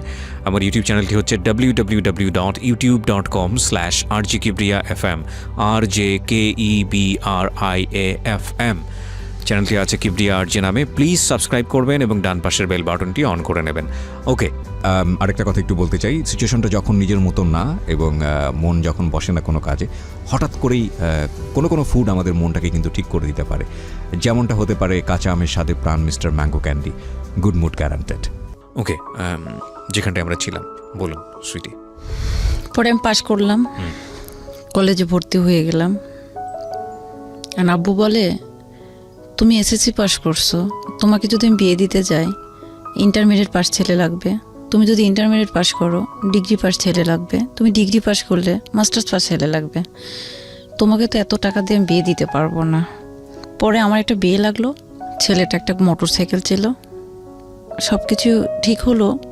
কিন্তু ছেলেটার কথা হচ্ছে, মানে আমার বাবার একটা মানুষে, মানে পারিপার্শ্বিকে যে লোকগুলো ছিল, আমি আপনাকে আগেই বলছি যে আমার গ্রামের 99% লোক একদিকে, আর আমরা শুধু যে বলছি একা, শুধু আমরা একা। তো সবাই বললো যে ওর বাপ চিট, টাকা পয়সা দেবে না, আগে মোটর সাইকেলটা নাও তারপরে বিয়ে পড়ো। ছেলে বলে মোটর সাইকেলের চাবিটা আমার হাতে দিলে বিয়ে পড়বো, আপনার মতো ছেলেকে আমার প্রয়োজন নেই, আমি বিয়ে করব না, আপনি উঠেন চলে যান। যাই হোক চলে গেল। তখন বড় ভাই আলাদা হয়ে গেল, যে আমাকে বিয়ে দিলে টাকা খরচ হবে, সে টাকা গ্যাপ পূরণ করতে তাকে পরিশ্রম করতে হবে। সো সে আলাদা হয়ে গেল। 2 বছর ছিল আলাদা। ভাবি কখনো আলাদা হয় নাই, উনি সব করতো আমাদের ফ্যামিলির। আমার ভাবিটা আমার মায়ের চাইতেও বেশি করেছে আমার জন্য। তখন পাস টাস হয়ে গেল, কলেজে ভর্তি হলাম। বাবা খুব প্রাউড ফিল করছে, এতদিন ধরে সে কখনো আমার পড়ার ব্যাপারে কোনো ইন্টারফেয়ার করে নাই, কিন্তু এখন সে খুব প্রাউড ফিল করছে যে আমি কলেজে ভর্তি হলাম। হওয়ার পর সে গভর্নিং বডিতে ইলেকশনে দাঁড়ালো, যেটা হচ্ছে অভিভাবক প্রতিনিধি। তো আগে যারা আছে তারা চ্যালেঞ্জ করে বলল যে তোর বাবাকে কখনোই হতে দেব না। তখন আমি ওখানে ওপেন ডিক্লার দিলাম, আমি সুইটি যদি বেঁচে থাকি আমার বাবাকে আমি ফার্স্ট মেম্বার বানিয়ে ছাড়বো। চ্যালেঞ্জ থাকলো, তোর বাবারা 10 বছর 20 বছর ধরে এখানে মেম্বারই করছে, আমার বাবা ফার্স্ট আসছে, কিন্তু আমি তাকে ফার্স্ট মেম্বার বানাবো, বাজি থাকলো তোদের সাথে। আমি 750 স্টুডেন্টের বাসায় সাইকেল নিয়ে ভ্যানে হেঁটে আমি গেলাম, তাদেরকে কনভিন্স করলাম, ভোটে আমার বাবা ফার্স্ট মেম্বার হলো। বাবা খুব খুশি। খুশি হওয়ার পরে জীবনে ফার্স্ট আমার বাবা আমাকে একটা 3 পিস কিনে দিল। এই প্রথম জামা কাপড় দেয়নি তা বলবো না, কিন্তু আমি স্যালোয়ার পাইছি এসএসসি পাস করার পরে, স্কুল ড্রেস ছাড়া। এর মধ্যে 2003 সালে আমি এসএসসি পাস করলাম, 4-এ আমার অ্যাপেন্ডিসাইটিসের অপারেশন হলো। এর মধ্যে লোকজন তো আমার পিছনে লেগেই আছে সব সময় বাবাকে একটা কথা, এই মেয়েকে বিয়ে দিয়ে দেন, আপনার মেয়েকে কেন পড়াচ্ছেন, গরিবের ঘরে এত পড়াশোনা। আমার একটাই জিদ, না আমি পড়বো। ইন্টারমিডিয়েটে আসার পরে ভাইয়া গ্রামার কিনতে হবে এবং সিন এবং আনসিন কম্প্রিহেনশনের জন্য যে গাইডগুলো ছিল এগুলো কিনতে হবে। আব্বুকে বারবার বলি, কলেজ থেকে চাপ দেয়। আমার লাকটা একদিক দিয়ে ভালো যে কলেজে আমি গভর্নিং বোর্ডের সদস্যের মেয়ে হিসাবে এবং ফার্স্ট মেম্বারের মেয়ে হিসেবে আমার কোনো খরচ লাগেনি। আমি ফুল ফি স্টুডেন্টশিপে পড়েছি। বই কিনবো আব্বুকে বলি তখন হলো না। তো আমাদের পারিবারিক এক ডাক্তার এক ভাই আছে ফুফাতো, ওনার কাছে আমি কান্না করতে লাগলাম, ভাইয়া জানেন আব্বু আমাকে আজও বই কিনে দিল না, সাড়ে খালি বকাবকি করতেছে। তো উনি আমার ক্লাস 6-7 থেকে ট্রিটমেন্ট করায়। তো বলছে যে আমার একটা ছেলে মানুষ হলো না, তুমি কিছু মনে করো না, তোমার বইগুলো আমি কিনে দিই। আমি বলছি এটা নিয়ে তো বাসায় কথা বলবে। পরে উনি আমাকে বইটা কিনে দিলেন। এই তোর হয় ওর কাছে রাত কাটাস তাই তোকে বই কিনে দিয়েছে। আমি বলছি দেখো আমার বই লাগবে, উনি তো আমার বড় ভাই, তোমাদের আত্মীয়, তো উনি আমাকে বই কিনে দিয়েছে আমাকে পড়ার জন্য, ওনার তো খারাপ উদ্দেশ্য নাই। তারপরে উনি আমাকে বই কিনে দিল, আমি পরীক্ষা দিলাম, ইন্টারমিডিয়েট পাসও করলাম। করার পরে আমার খুব স্বপ্ন ভাইয়া যে আমি বাহিরে থাকবো, পড়াশোনা করব। এখানে যখন ইন্টারমিডিয়েট আমি পরীক্ষা দিলাম, দেওয়ার পরে একটা ছেলে আমাদের ওইখানে একটা কোচিং সেন্টার গেল। আমার ছোটোবেলার থেকে 2টা স্বপ্ন ছিল, একটা হচ্ছে আমি কম্পিউটারে খুব ফাস্ট হব, টাইপিংয়ে, মানে কম্পিউটারে কাজটা শিখবো, দর্জি কাজটা শিখবো। তো ওখানে কম্পিউটারটা কোচিং সেন্টার গেল, যেহেতু মফস্বল এলাকা, পৌরসভার মধ্যে, আমাদের বাসাটা পৌরসভার বাইরে গেল, সেটা হচ্ছে ঢাকার আপনার নবাবগঞ্জের একটা গেল। তো ওনারা খুললো, ওখানে আমি ভর্তি হলাম, ক্লাস করলাম। উনি আমাকে, একটা ছেলে ছিল খুব সুন্দর, আমাকে পছন্দ করতো। তা আমি বোরখা পরতাম, উনি শুধু আমার চোখগুলো দেখতে পেত, খুব পছন্দ করতো। কিন্তু ছেলেটা খুবই ভালো ছিল, আমি এটা বলবো না যে সব ছেলেই খারাপ, খুব ভালো ছিল। কিন্তু ছেলেটা আমাকে বলেছিল যে আমি তোমাকে বিয়ে করব এবং আমি তোমার কাছে আসব। তা আমি বলছি যে আমার বাবা মা তো কখনোই দেবে না, আপনি এটা অযথায় এইগুলো করেন না। তো ছেলেটা চিঠি দিত, আমার ওই ফুফাতো ভাইয়ের ফোনে কল করতো, যে ডাক্তারের কাছে কল করতো, মালয়েশিয়াতে গেল। কিন্তু ওই ছেলেটা কল দিয়েছিল আব্বুর ফোনে। একদিন বড় ভাইয়ের কাছে কল দিয়েছে, ফুফাতো ভাইটার কাছে কল দিয়েছে, বলছে যে এখন তো আমার কাছে ফোন দিয়ে লাভ নেই, ওর আব্বু ফোন কিনছে। আব্বু মানে 2005 সালে ফোন কেনে। তো আপনি ওর আব্বুর সাথে কথা বলেন, ফোন দেন। তো ফোন দিয়েছে, কথা বলে না, আব্বু ফোন ধরলে কথা বলে না। তো আব্বু বলছে তুমি একটু ফোনটা ধরো। তো আমি ধরছি, তখন ফোনটা রেখে, মানে ধরার পর আমি বলছি হ্যালো কে বলছেন? তো বলছে যে আমি সুমন বলছি। তখন তো আমার হাত পা কাঁপা শুরু হয়ে গেছে ভাইয়া, কারণ এমনি তো আমি মারপিট খেতে খেতে আমার অবস্থা খারাপ, এই ফোন, তারপর একটা ছেলে মানুষের, যে জায়গাতে আমি ঘুম থেকে উঠলে সকালবেলা আমার পা থেকে মাথা পর্যন্ত মানে বাইনোকুলার দিয়ে মানে চেক করার মতো করে আমাকে, আর সেই মানুষ অন্য একটা ছেলে ফোন দিয়েছে, আমার কাঁপাকাঁপি শুরু হয়ে গেছে। আব্বা বলছে কি, আমি চাপবো, আমি তো চিনি না, মিথ্যা কথা বলছি। আমি মিথ্যা কথা বলতে পারি না ভাইয়া। তারপরে বললাম, ওই ছেলেটা একদিন ফোন দিয়েছে ভাই আমাকে, বাসায় নিয়ে এসে বড় আপা, দুলা ভাই, বড় ভাই, মেজো ভাই, আম্মা, আব্বা, বাড়ির চারিদিকে ঠিক এইরকম চারিদিকে সবাই দাঁড়া আছে উঠানের মধ্যে, আমাকে ফোন দেয়, বলছে তুমি কথা বলো। আমি বলছি যে আপনি কেন ফোন দিয়েছেন? বলতেছে কি, সুরি তুমি আমার চিনতে পারতাছো না? তা আমি বলছি ভাইয়া আমাকে ফোন দিয়েন না, হ্যাঁ আমি কথা মানে বুঝতে তো পারতেছেন যে আমার সিচুয়েশনটা কি হয়েছে ওই জায়গায়, কারণ সবাই তো দাঁড়ায় আছে। সেই মার ওই ছেলেকে তো সেই পরিমাণ বকাবকি করলো, আমাকে মারতে মারতে মারতে মারতে এমন কে একটা মারলো আপনাকে?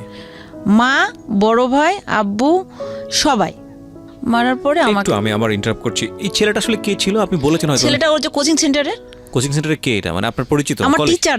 টিচার, আচ্ছা উনি তো চলে গেছেন নবাবগঞ্জে, আচ্ছা। ঢাকার নবাবগঞ্জে মানে এর চলে সঙ্গে তো গেছে। আপনার আলটিমেটলি আমার কোনো সম্পর্কই না ছিল না। দিয়ে নেই, আবার তার সাথে যে একটা প্রেম প্রীতি ভালোবাসা এরকম কিন্তু না। জাস্ট একটা হাই হ্যালো। হ্যাঁ হ্যালো, বা ও আমাকে পছন্দ করতো, আমাকে ভালো লাগতো, কিন্তু এমন কোনোদিন কোনো কিছু ওনার সঙ্গে আমার আলোচনা হয়নি। যা মন না তাই বলে আব্বু বকাবকি করলো। তাই আমি বললাম যে আব্বু ওনার তো মা নেই, মানে গল্প করছে, আব্বু ওনার মাকে তুলে বকা দিয়েন না, মৃত ব্যক্তিকে বকা দিলে এটা তো গুনাহ। কারণ আমি খুব ভয় পাই ভাই, আমি ধর্মভীরু, আমি 5 ওয়াক্ত নামাজ পড়ি, কোরআন পড়ি, তাই আমি নিষেধ করলাম। তারপরে আবার আব্বু বলতেছে পিরিত তোমার লাগে, তুমি এই করো সেই করো, তুমি কোচিং সেন্টারের নাম হলে তুমি যে তাদের বিছানাই করো। ছেলেটাকে প্রচণ্ড আকার বকাবকি করলো এবং বললো যে তোর যদি সাহস থাকে আমার কাছে সামনে এসে দাঁড়া, মানে যা মুখ না তাই বলে বোকা দিল। দেওয়ার পরে ডেফিনেটলি একটা বাবা কখনোই চাবে না তার মেয়ে খারাপ দিকে যাক, এই হিসেবে সে বকাবকি করলো। আমি তাকে নিষেধ করার পর শুনলো না। পরে ওনারা আমাকে আমার রুমেই থাকতো কীটনাশকের ইয়েগুলো, কারণ জমিতে তো আমিও কীটনাশক দিতাম, তো রুমে ছিল, দিল একটা দড়ি দিল, দিয়ে বাইরে থেকে রুমের তালা দিল, যে সকালবেলা যেন তোর মোড়া মুখটা দেখি। মানে কি করেছে আপনাকে? মারছে, হ্যাঁ। মারার পর বলছে তোর মতো মেয়ের দরকার নেই। দড়িও দিয়ে দিয়েছে, ফাঁসি একটা না? দড়ি দিয়েছে এবং বিষের বোতল দিয়ে বলছে যে তুই আত্মহত্যা করবি, সকালবেলা যেন তোর মোড়া মুখটা দেখি। এই বলে বাহিরে আমাকে ভেতরে ঢুকিয়ে দিয়ে বাইরে থেকে ওরা তালা দিয়ে দিল, পুরো ফ্যামিলি। তখন আমি ডাইরেক্ট বলে দিলাম, ওই রুমের ভিতর থেকে আমি জানালা খুলে খালি একটা কথা বললাম যে মোবাইল, আপনি যে মোবাইলে একটা কল আসে না, আমি কোনো সম্পর্ক করি না, আমার মতো নিট অ্যান্ড ক্লিন কোনো মেয়ে আপনি পাবেন না। আমি পরিবারের সম্মানের কথা চিন্তা করে আমার পুরো, আমি সবার ছোট, সবাই আমার রেসপেক্টেবল পারসন, আমি সবাইকে অনার করি। আমার পরিবারের সম্মান যাক, আপনাদের সম্মান যাক, বা আমি কারো কাছে কালার হই, এইরকমটা ভাবি না বলে আমার পিছনে হাজার হাজার ছেলে রাস্তাঘাটে নাম লেখে, গড়াগড়ি পারে, আপনার বাসায় এসে অন্বেষণ করে।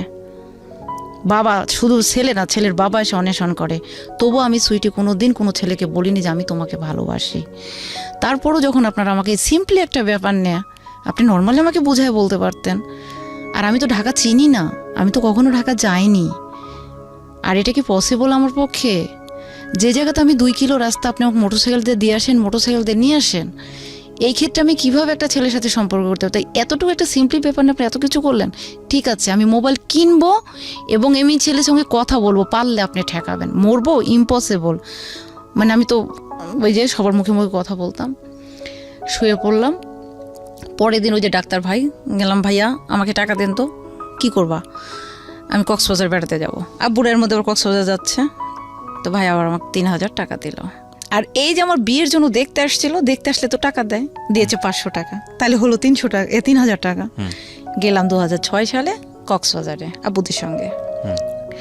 আব্বু বলতে আমার ফুফাতো দুলা ভাইয়ের হচ্ছে একটা কোম্পানি আছে, ওদের ওই কোম্পানির গাড়ি যায়, 44-45 জন লোক যায়। গেলাম, যে ওখান থেকে ঘুরে টুরে এসে আমি টাকা খরচ করলাম না, কারণ ওই যে চ্যালেঞ্জ, মোবাইল আমি কিনবই।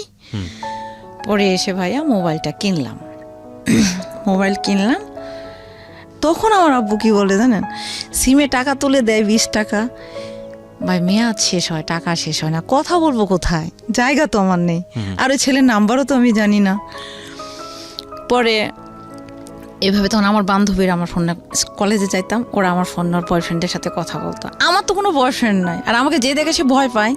আমি কলেজের মধ্যে ঢুকছি, আসসালামু আলাইকুম আপু, সাইড দিচ্ছে, আসসালামু আলাইকুম আপু, সাইড দিচ্ছে। মানে আমি এতটাই ছিলাম যে প্রেমের কথা আমার কাছে কেউ বলা মতো থাপ্পড়, এরকম ছিলাম, খুব ডেসপারেট। তখন এরকম যে ওরা কথা বলতো, আমি কিছু বলতাম, ওই যে এই শোন তোদের বয়ফ্রেন্ডদেরকে বলে দিস রাত্রে যেন ফোন দেয় না, কারণ আমি ফোনে কিন্তু রিংটোন মানে ভাইব্রেশন কিংবা সাইলেন্ট আমি করতে পারি না। রিং বাজলে আব্বুর রুম থেকে শুনতে পারলে কিন্তু আমার পিটনি মাপ যাবে না। ওই রাত 8টার দিকে কল দিত, ভোর 6টা পর্যন্ত উনি লাইনে থাকতো, ইন্টারনেট থেকে কল দিত। আমি তো ভাই কি কথা বলবো, আমি বললাম ভালো আছেন, হ্যাঁ। খাওয়া দাওয়া করছেন, হ্যাঁ। তো তুমি কি করছো? আমি বলছি, পড়ছি। তো কথা বলবা না? তা আমি বলছি, পড়ছি তো, কথা বলবো কি করে? তো ঠিক আছে, তুমি লাইন কাটবা না। মানে ওনার চিন্তা ভাবনা ছিল যে আমি হয়তো অন্য কারোর সাথে কথা বলবো। তা আমি ফোনটা ভেবে লাইনে রেখে আমি ঘুমায় যেতাম। আমাদের বাসায় কোনো নেটওয়ার্ক পায় না, তো এই জানালার উপর ফোনটা রেখে আমি ঘুমায় যেতাম। ঘুম থেকে উঠে দেখতাম ওই লোকটা লাইনেই আছে। আজকের গেস্ট যিনি আছেন তাকে যদি আপনারা দেখতে চান সচক্ষে, তাহলে চলে আসতে হবে আমার ইউটিউব চ্যানেলটিতে। আমার ইউটিউবের ঠিকানা www.youtube.com/RJKibriya FM, RJKEBRIAFM। চ্যানেলটি আছে কিবরিয়া আরজে নামে। অ্যান্ড প্লিজ ওখানে যাওয়ার পর অবশ্যই সাবস্ক্রাইব বাটনে ক্লিক করে ডান পাশের বেল বাটনটি অন করে দেবেন। আপনাদেরকে যেটা বলতে চাই, সিচুয়েশন যখন একটু কড়া, যখন মন বসে না কাজে, তখন মন ঠিক করতে মুখ দিতে পারেন কাঁচা আমের স্বাদে। Pran mister mango candy, good mood guaranteed. বুঝতেই পারছেন, আপনারা শুনছেন মিস্টার ম্যাঙ্গো ক্যান্ডি প্রেজেন্স জীবন গল্প। আমি আরজে কিবরিয়া আপনার সাথে রয়েছি। জি সুইটি, শুরু করুন প্লিজ। তারপরে উনি এভাবে কথা বলে, আমি ওভাবে ঘুমায় যাই। প্রতিদিন উনি ফোন দেয়। নাম আমি- কি ছিল ভদ্রলোকের? সুমন, নাম সুমন। সুমন। আচ্ছা, পুরা নামটা না বলি, ঠিক আছে, সুমন। সমস্যা নেই। হ্যাঁ, সুমন। ঘুমায় গেলাম। প্রতিদিন দেখি একই ঘটনা, টানা 3 মাস। আমি ওই 8টা-9টার মধ্যে ঘুমায় যাই, উনি ফোনে লাইনেই থাকে। সকালবেলা যখন ফজর নামাজ পড়তে আমি উঠি, দেখি যে উনি গোলা খাগার দিচ্ছে, মানে কথা বলছে। আমি বলছি, ভাই আমি তো ঘুমাবো, ঘুম থেকে উঠলাম, আপনি এখনো ঘুমান নাই? এই বলে আমি ফোনটা কেটে রেখে আমার ভাবি তখন এই যে বাথরুমে যেতে গেলে আমার রুমের সামনে দিয়ে যেতে হয়। কি ব্যাপার? আমি ভাবি, আমি তো কথা বলি নাই। আমার ভাবি আমাকে কখনোই আজ পর্যন্ত একটা থাবরও সে মারে নাই আমারে, এবং বলেও না যে একটা লাকড়ি ভাঙে 2টা করো। তো যাই হোক, আমি উঠতাম, পড়াশোনা করতাম। কলেজ লাইফের সময় উনি কখনোই ফোন দিত না, উনি ফোনই দিত রাত্রে। 3 মাস পরে উনি চলে গেলেন মালয়েশিয়াতে। উনি বললেন যে আমি মালয়েশিয়া থেকে ফিরে তোমার কাছে আসবো। অনেক কসম, আমি এগুলো বিশ্বাস করি না। যাই হোক, আমি কোনো ছেলে মানুষকে কখনো বিশ্বাস করি না, নিজের বাবাকেও আমি বিশ্বাস করতে পারি নাই। আমি এতটাই মানে কষ্ট পাইছি সব জায়গায়। পরে ছেলেটা চলে গেল, কোনো যোগাযোগ নেই। এটা নিয়ে আমার কোনো হেডেকও নেই, কারণ Because ওটা তো আপনার ওই ফিলটাই ছিল না না, ছেলেটার আমার প্রতি। তো প্রেম বলে কিছুই নাই। আমার লাইফে প্রেম কিছু জিনিস আমি এটা বুঝিও নাই। চলে গেল উনি, দীর্ঘ গ্যাপ। পরে ভাই আমি ইন্টারমিডিয়েটেও পাশ করলাম। করার পরে আমার স্বপ্ন, ভাই আমি অনার্সে পড়বো। হুম। রাজশাহী কলেজে আমি অ্যাডমিশন দিলাম। 2500 স্টুডেন্ট নেবে, আমি 2300 চলে আসলাম। কিন্তু ওনারা গাট করে একটা নিয়ম করে দিল যে 2000-এর বেশি নেবেন না। আমি ওখানে কেটে পড়লাম। আমার অ্যাডমিটটা ওইখানে একজন ব্ল্যাকমেল করলো, মানে যারা যে ব্যবসা করে, বোঝেন নাই? তখন তো রমরমা ব্যবসা ছিল স্টুডেন্ট ভর্তির। হুম। আমার অ্যাডমিট কার্ডটা, অরিজিনালটা জি। এবং রেজিস্ট্রেশন কার্ডটা ওরা আটকায় দিল। আচ্ছা। যাই হোক, ডুপ্লিকেটটা আমার কাছে ছিল। আমি তারপরে পরের বছরে আমার আব্বু তখন বললো যে তুমি, আমার আব্বুর হচ্ছে স্বার্থ, হুম। ওনার স্বার্থ হচ্ছে যদি আমি ডিগ্রি কলেজে পড়ি, যেখান থেকে ইন্টারমিডিয়েট করেছি, হুম। তাহলে উনি ডেফিনেটলি আরেকবার ইলেকশনে যাইতে পারবে। যদি আরেকবার যায় তাহলে ওনার আবার কিছু লাভ হবে, এইরকম ওনার টেন্ডেন্সি। জি। তো আমার স্বপ্ন যে আমি অনার্সে পড়বো। হুম। পরে আমি তো কোনো মতেই ভর্তি হব না। তখন সবাই বলল, আমার প্রিন্সিপাল স্যার গেলেন, হুম। আল্লাহ ওনাকে বেহেশতে নসিব করি, উনি আমাকে যথেষ্টই হেল্প করেছেন। ওনার লেখা একটা বই আমার কাছে আছে। আমার প্রিন্সিপাল এবং অল কলেজের যত টিচার ছিলেন সবাই আমার বাসায় গিয়েছে। শুধু একটা কথাই, আব্বু বলছে যে ও ভর্তি হবে না, তোমরা সবাই যাও, ওকে রিকোয়েস্ট করো। সবাই আসছে, এসে মানে আব্বু কিন্তু একজন জাদ্রেল মানুষ ছিলেন, তখন সবাই আসছে। আসার পর বলছে যে মা তুমি একটা কাজ করো, তুমি এখানেই ভর্তি হও, এখানে ডিগ্রি করো, তারপর প্রিভিয়াস করো, তারপর মাস্টার্স করো। আমি বলছি না, আমি অনার্স পড়বো, অনার্সের আলাদা মূল্যায়ন আছে। বলছে না, এখন ডিগ্রিতেও মূল্যায়ন দিয়েছে। আমি বলছি না, আমি অনার্স পড়বো, অনার্স পড়লে পড়বো, নাহলে না, পুরো সার্টিফিকেট আমি ছিঁড়ে ফেলবো। তখন আমাকে আমার এক রোলটা রেখে দিল, দিয়ে সবাইকে ভর্তি করালো। আচ্ছা। পরে আমি ভর্তি হব না 47। তখন বান্ধবীরা যে বোঝালো যে দেখ দোস্ত, সবার ভাগ্যে তো সব হয় না, আমরাও তো পড়তেছি। মানে ডিগ্রি পড়বেন এই কারণে ক্লাসে গেলেন না? হ্যাঁ। 6 মাসের মধ্যে যত পড়াশোনা হয়েছে সব শিটমেট স্যারেরা আব্বুর হাতে হাতে পাঠাইছে। তারপরও আমি পড়বো না। পরে তারপরও আমি জিত করে আবার নাটোরে এনএস কলেজে অ্যাডমিশন দিলাম। অ্যাডমিশন দেওয়ার পরে ভাই আমার চান্স হলো। আমার চয়েস দিল হচ্ছে ইকোনমিক্স, দর্শন একটা, অর্থনীতি একটা, বাংলা, ইংলিশ। তা আমার চিন্তা ভাবনা ছিল যে আমি অর্থনীতি পড়বো। আমার অর্থনীতি স্যার আমাকে উৎসাহ দিল।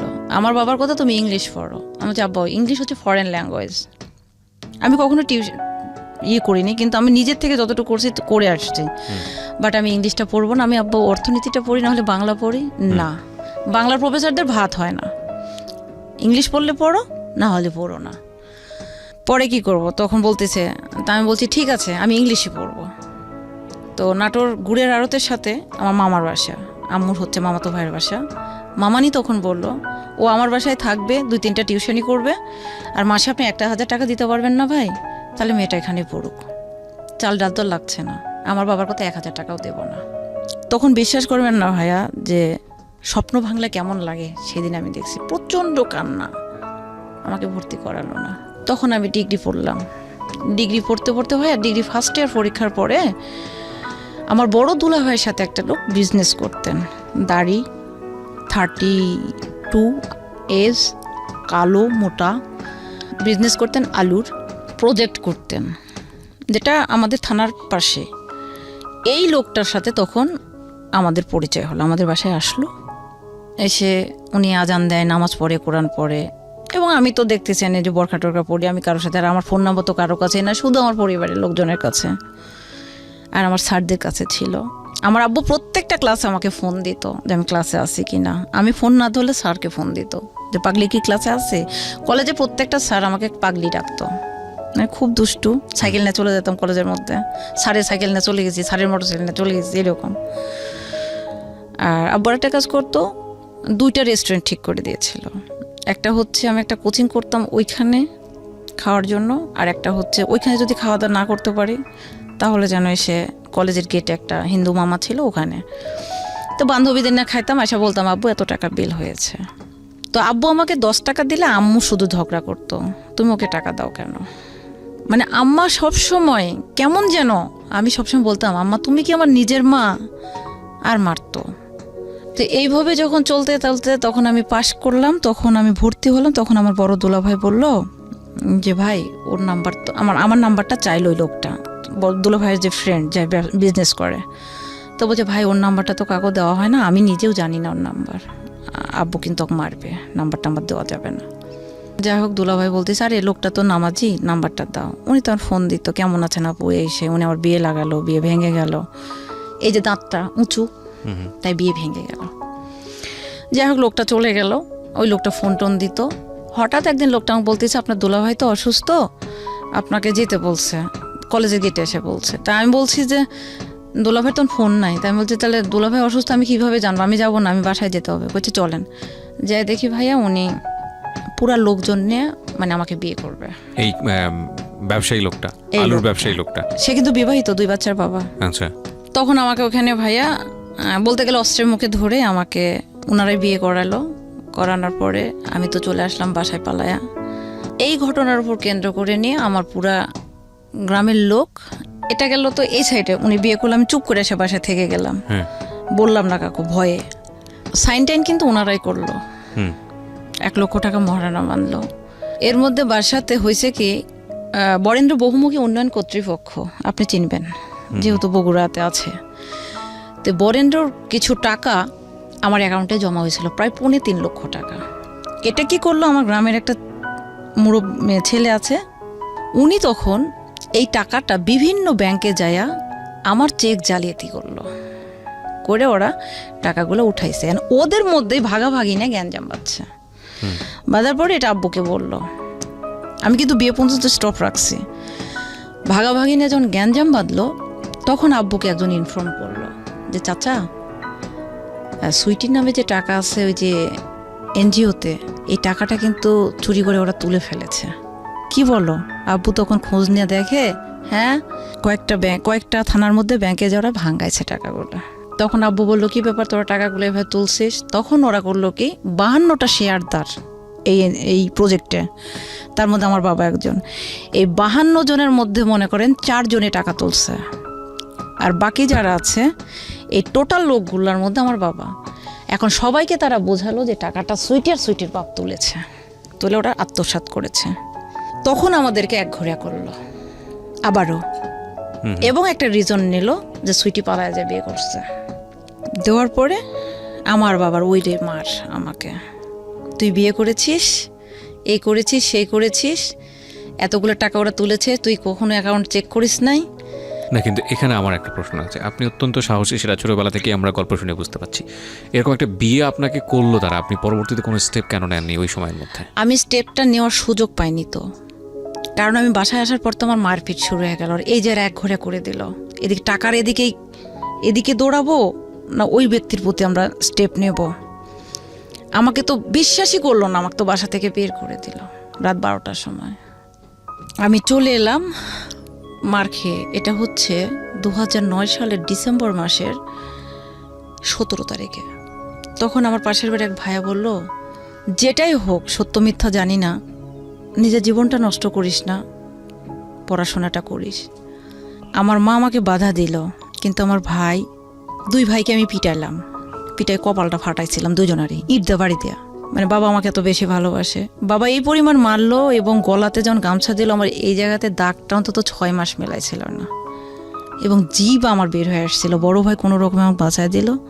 পরে 6টা 3 পিস, একটা সাইড ব্যাগ, ঠিক এতটুকু একটা ছোট সাইড ব্যাগ, আর 14টা বই নিয়ে আমি বাসা থেকে বের হয়ে চলে গেলাম। কোথায় গেলাম? খালার বাসায়, মেজো খালার বাসায়। 23 দিন থাকলাম। আমার খালু একটা মেয়ের সাথে অকারেন্স করার ফলে আমার খালাতো ভাই ধরছে, যার ফলে রাগ আছে, আমার সাথে আর কথা বললো না। 23 দিন থাকলাম, 23টা কথা বললো না। আমার খালাতো বোন, যাকে আমি কোলে পিঠে করে মানুষ করলাম, সে আমাকে বলে কি, এত ভালো হলে বাবার বাড়ির জায়গা হয় না?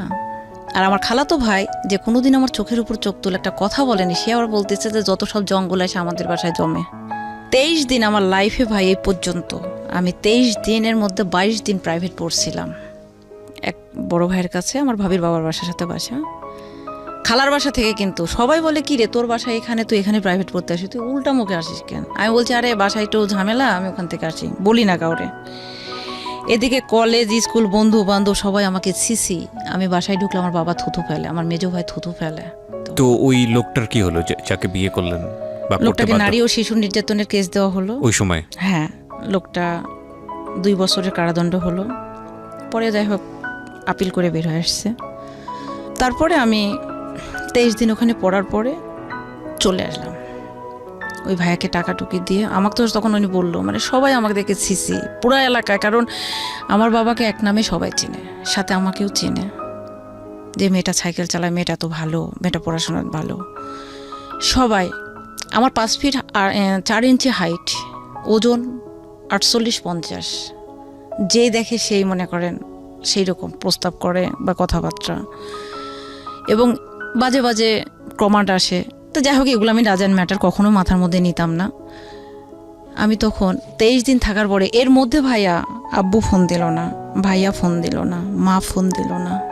আমার খালা আমাকে জড়া জড়া কান্না করে বলে, মা তোর বাবা তো আমাকে এখানে বিষ খাওয়ার জন্য বিয়ে দিয়েছে, তোকেও তো আমি রাখতে পারতেছি না, তুই চলে যা গার্মেন্টসে। আপনারা শুনছেন প্রাণ মিস্টার ম্যাঙ্গো ক্যান্ডি প্রেজেন্স জীবন গল্প। আজকের এই গেস্ট যিনি, তাকে দেখার জন্য আপনারা আসতে পারেন আমার পার্সোনাল ইউটিউব চ্যানেলে। আমার ইউটিউব চ্যানেলটি হচ্ছে www.youtube.com/RJKEBRIAFM। চ্যানেলটি আছে কিবরিয়া আরজে নামে। সাবস্ক্রাইব অবশ্যই করবেন এবং পাশের যে বেল বাটনটি আছে সেটা অন করে দেবেন। আরেকটা কথা একটু বলতে চাই, সিচুয়েশনটা যখন নিজের মতো না, এবং মন যখন বসে না কোনো কাজে, হঠাৎ করেই কোনো ফুড আমাদের মনটাকে কিন্তু ঠিক করে দিতে পারে। যেমনটা হতে পারে কাঁচা আমের স্বাদে Pran mister mango candy, good mood guaranteed. Sweety বলেন তারপর। পরে আমি 500 টাকা এক জায়গা থেকে ধার নিলাম, নিয়ে আমি 250 টাকা দিয়ে টিকিট করলাম, করে আমি ঢাকায় আসলাম।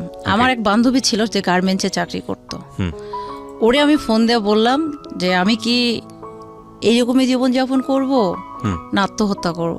তখন ও আমাকে বলল, আমি বেঁচে আছি, তুই চলে আয়। আমি গাজীপুরে চলে আসলাম, ফোনে ইনস্ট্রাকশন দিল। আমি প্রথমে সে নামলাম আপনার চৌরাস্তা, চন্দ্রাতে, তারপরে চৌরাস্তা, তারপরে হুতাপাড়া, তারপরে সেই নুহাসপল্লির কাছে। আমি ওখানে যা 5 দিন থাকলাম। একটা বেডটাতে খুব সুন্দরভাবে 2 জন শোয়া যাবে, সেটা 5 জন, 4টা গার্মেন্টসের মেয়ে, একটা লেফ, একজন শুলে মানে যদি টান দেয় তাহলে ওর গায়ে কিছু থাকে না, আর ওই মাথা থেকে যদি এই মাথা ঘোরে তাহলে ওর গায়ে কিছু থাকে না। তার মানে আপনি সত্যি সত্যি গার্মেন্টসে আসলেন? আমি গার্মেন্টসে এলাম। এসে 5 দিন ওদের সাথে থাকার পরে, আমার বান্ধবীর হাজব্যান্ড ছিল হিন্দু, কারণ ও বললো যে দুষ্টামি করে আসছে। ও এর মধ্যে কিন্তু আমাকে কেউ কল দেয়নি। যখন আমি চৌরাস্তা থেকে ময়মনসিংহ রোডের হুতাপাড়া যাওয়ার আগে ওই জায়গাতে যাওয়ার পরে আমার মা বড় ভাই আমাকে ফোন দিয়ে বলে তুই কই? আমি তো ঢাকা। যে ঢাকা চলে গেছিস মানে? আমি যে না, আমার তো কোনো প্রয়োজন আপনার নাই। রাত 12টার সময় তখন বের করে দিয়েছিলেন মেরে, তখন আপনারা কই ছিলেন? আমার খোঁজটা আর করেন না। তখন ফোন দিয়েছে আমার বান্ধবীকে, তো বলছো ও আমার কাছে আছে। তো ওর কাছে থাকার কথা মানে আমার বাবা মা পানির হাতে মানে নিশ্চিন্তে থাকে। তো চলে গেলাম, তো ওর হাজব্যান্ড বলতেছে ধর ও আসছে 2 দিন রাগ করে বাসা থেকে, চাকরি টাকরি করবে না, থাকবে চলে যাবে। তো একটা ছেলে মানুষের সাথে তার আমি একটা কম্বল লেপের মধ্যে ঘুমাইতে পারি না আমার বান্ধবীর সঙ্গে, তো ওইখানে রাখে। সারা রাত ওরা ফোনে কথা বলে, আর 10 সিটের ঘর, প্রচণ্ড কষ্ট, ঠান্ডাতে আমার ঘুম হয় না। পরে মাঝে একটা লোকের সাথে আমার পরিচয় ছিল ফোনে, যাকে আমি আজও দেখিনি। ওনার বাসা ছিল সিলেটে। উনি তখন শুনলো যে আমি ঢাকায়। উনি আমাকে ওনার একটা ভাগনাকে দিয়ে পাঠিয়ে দিয়ে একটা লেপ, একটা সোয়েটার মানে কার্ডিগান, একটা স্যান্ডেল, একটা বালিশ উনি কিনে পাঠালেন। পরে আমার বান্ধবী বললো কে এটা দিয়েছে? আমি যে আমার পরিচিত বড় ভাই। তখন ওরা নেগেটিভ নিলাম, যে নেগেটিভ নিস না, ও লোকটাকে আমি আজও দেখি নাই, তার ভাগনাকে দিয়ে পাঠাইছে, আমি এতটুকু বলতে পারি। 5 দিন থাকার পরে আমি কান্না করতে লাগলাম। পরে আমার বান্ধবী আমাকে বললো যে সাভারে একটা জায়গা আছে, আমি কি নাম করতে পারি ভাইয়া? জি শিওর। ওই জায়গাটার নাম হচ্ছে রাজা কংসনারায়ণের বাড়ি মনে হয়। ওই ঠিক আছে, সমস্যা নাই, আপনি যে কোনো একটা জায়গায়। হাই কম্পোজিট নিটওয়্যার এই ফ্যাক্টরিতে আমাকে একটা মহিলা ম্যাটারনিটি লিফে গেল। তার পরিবর্তে ওইখানে আমাকে মানে ওই টাইমটার জন্য কন্ট্রাক্টে গেলাম। তো আমার একটা স্যালারি ধরলো 7,000 8,000, আর যদি শুক্রবারে যাই তাহলে 500 টাকা। আমি যদি ভুল না করে থাকি বিষয়টা এরকম দাঁড়াচ্ছে যে আপনি সত্যি সত্যি গার্মেন্টসে আপনি জয়েন করলেন। আমি গার্মেন্টসে গেলাম এবং তখন হচ্ছে আপনি ডিগ্রিতে পড়ছিলেন, পড়াশোনা ব্রেক, ফার্স্ট ইয়ার কিন্তু পড়ছি। পড়াশোনাটা ব্রেক হয়ে গেল ওই কলেজে, যে কলেজে আপনি পড়তেছিলেন। না, আমি ব্রেক কিন্তু হয়নি, পড়াশোনাটা আমার ওইখানে ফার্স্ট ইয়ার আমি পরীক্ষা দিয়েছি ডিগ্রি। উনি কিন্তু অলরেডি হাজতে, আর এই যে আমার যে জালিয়াতি করলো মহিলা, ওনারা দুজনে কিন্তু হাজতে। কোন মানে যে আপনার টাকা ব্যাংক জালিয়াতি করলো, দুজন মহিলাও মহিলা না, হাজব্যান্ড ওয়াইফ দুজনেই। আচ্ছা, তারপরে কিন্তু আমি ঢাকায় চলে আসলাম। তার মানে বিষয়টা দাঁড়াচ্ছে যে আপনার অ্যাকাউন্ট থেকে যারা চেক জালিয়াতি করেছে তাদেরকেও আপনি হাজতে ভরেছেন। এবং আরেকটা বিষয় হচ্ছে যে আপনার সঙ্গে যে চিট যে করলো, আমাকে হচ্ছে নারী ও শিশু নির্যাতনের মামলাতে, সেও হাজতে আপনার গেল। মানে জোর করে যে বিবাহ করলো সেও তখন হাজতে, এবং ফ্যামিলি থেকে আপনাকে বের করে দেওয়া হলো। আপনি যেটা করলেন, পয়সা টয়সা কিচ্ছু নাই হাতে, জাস্ট 500 টাকা ধার করে নিলাম একজন, ধার করে নিয়ে 23 দিন হচ্ছে খালার বাসায় থাকলেন কোনো রকম। তারপরে ওখান থেকে যখন দেখলেন যে না আপনার খালা আপনাকে রিকোয়েস্ট করছে চলে যাওয়ার জন্য, তখন আপনি সত্যি সত্যিই গার্মেন্টসে এসে চাকরি করা শুরু করলেন। এবং ওই মোমেন্টে আপনি হচ্ছে কোন কলেজের স্টুডেন্ট? আমি তাহিরপুর ডিগ্রি কলেজ। এটা কোথায়? ময়মনসিংহে না, এটা কোথায়? রাজশাহীতে। রাজশাহীতে, মানে রাজশাহী মানে আমার বাগমারার থানার মধ্যে, মানে আমি যেখানে ইন্টারমিডিয়েট করেছি সেখানে। ওকে, তারপর আমি চলে এলাম। এসে আমার বান্ধবী তখন আমাকে এখানে কন্ট্রাক্টে দিয়ে দিল। আমাকে থাকতে হলো একটা খ্রিস্টানের বাসায়। এক বড় ভাই, উনি হচ্ছে পাবনার ম্যানেজার, উনার সঙ্গে একটা রুমে আমাকে শুইতে হবে। How can is it possible? আমি তো একটা মেয়ে, উনি একটা ম্যারিড পারসন, ওনার ওয়াইফ গেছে, বেবি হবে, চলে গেছে, আমি কিভাবে ওনার সঙ্গে শোবো? আমি তো আর এটা জানি না। অফিস টাইম শেষ করে এসে দেখে ওনার সাথে আমাকে ঘুমাইতে হবে। আমি বলছি ভাই এটা সম্ভব না আমার। কই সমস্যা নাই, আপনি আমার ছোটো বোনের মতো, আপনি খাটে ঘুমান, আমি নিচে ঘুমাচ্ছি। আমার চোখটা ধরছে, আমি দেখি উনি আমার পাশে লেপের মধ্যে। পরে আমি লাফ দিয়ে উঠলাম, কি ব্যাপার ভাই, আপনি এখানে কেন? বলছে যে আমার ঠান্ডা লাগছে। আমি ঠান্ডা লাগছে, তাহলে আমি নিচে যাই। কয় না। উনি অনেক চেষ্টা করলো, আমি শুধু একটা কথা বলছি, আল্লাহ মাফ করুন, ওই সময় আমার ফিজিক্যালি প্রবলেম ছিল, যেটা আপনি বুঝতে পারছেন। পরে উনি আমাকে শুধু একটা কথাই বললো যে তুমি আসলেই ভালো। তা বলছি ভাই শোনেন, আমি গার্মেন্টসে চাকরি করতে আসছি এটা ঠিক, কিন্তু আমি এই লেভেলের মেয়ে না। আমি পরিস্থিতির শিকার হয়ে এখানে আসছি, টাকার জন্য কিন্তু আমি চাকরি করতে আসিনি। পরিবেশ পরিস্থিতির উপর ডিপেন্ড করে আমি চলে আসছি। চলে এলাম, তখন যাই হোক উনি আমাকে কিছু করলো না, অনেক চেষ্টা করছে কিন্তু পারে নাই। পরের দিন আমি বললাম ভাই আপনি আমার জন্য বাসা দেখেন। পরে হিন্দু একটা মেয়ের সঙ্গে আমার একটা রুম দেখে দিল। পরে উনি আমার সাথে মিসবিহেভ করতে শুরু করলো। ওই লোকটা অফিসে। আচ্ছা, কারণ উনি বস ছিল আপনার? হ্যাঁ, ওনারই রেফারেন্সে আমি গিয়েছি। উনি আমাকে ওখানে পরিচয় দিয়েছে যে রোজি আপা চলে গেছে, সুইটি আসছে, সুইটি আমার বিয়ান লাগে, আমি এখানে নিয়ে আসছি। তো একটা লোকের বাসা আমাকে দিল। ওনার চরিত্রটাও ভালো না, ওনার ওয়াইফটা যথেষ্ট ভদ্র মহিলা, আমি মিথ্যা কথা বলবো না। ওনার বাসায় আমি 9 দিন ছিলাম।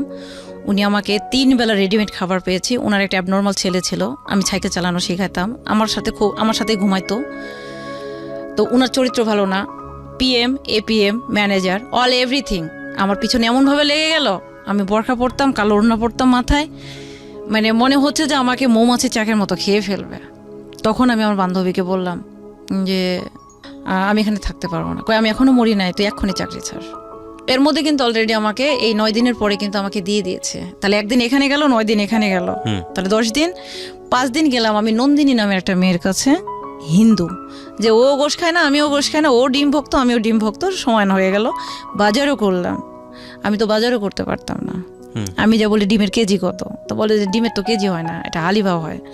তো যাই হোক, এভাবে নিলাম, নেওয়ার পরে তেল সব কিনলাম, বাজার সদা করলাম। করার পরে আমি অফিসে মানে কেমন যেন একটা ভারী ভারী ভাব আমার। কিন্তু ওই গার্মেন্টসে যেই না, আমি কিন্তু আমার বান্ধবীকে বলেছিলাম আমার পায়ের স্যান্ডেলটা যেন খুলতে না হয়, তার মানে আমি যেন লেবার কোয়ালিটিতে না যাই।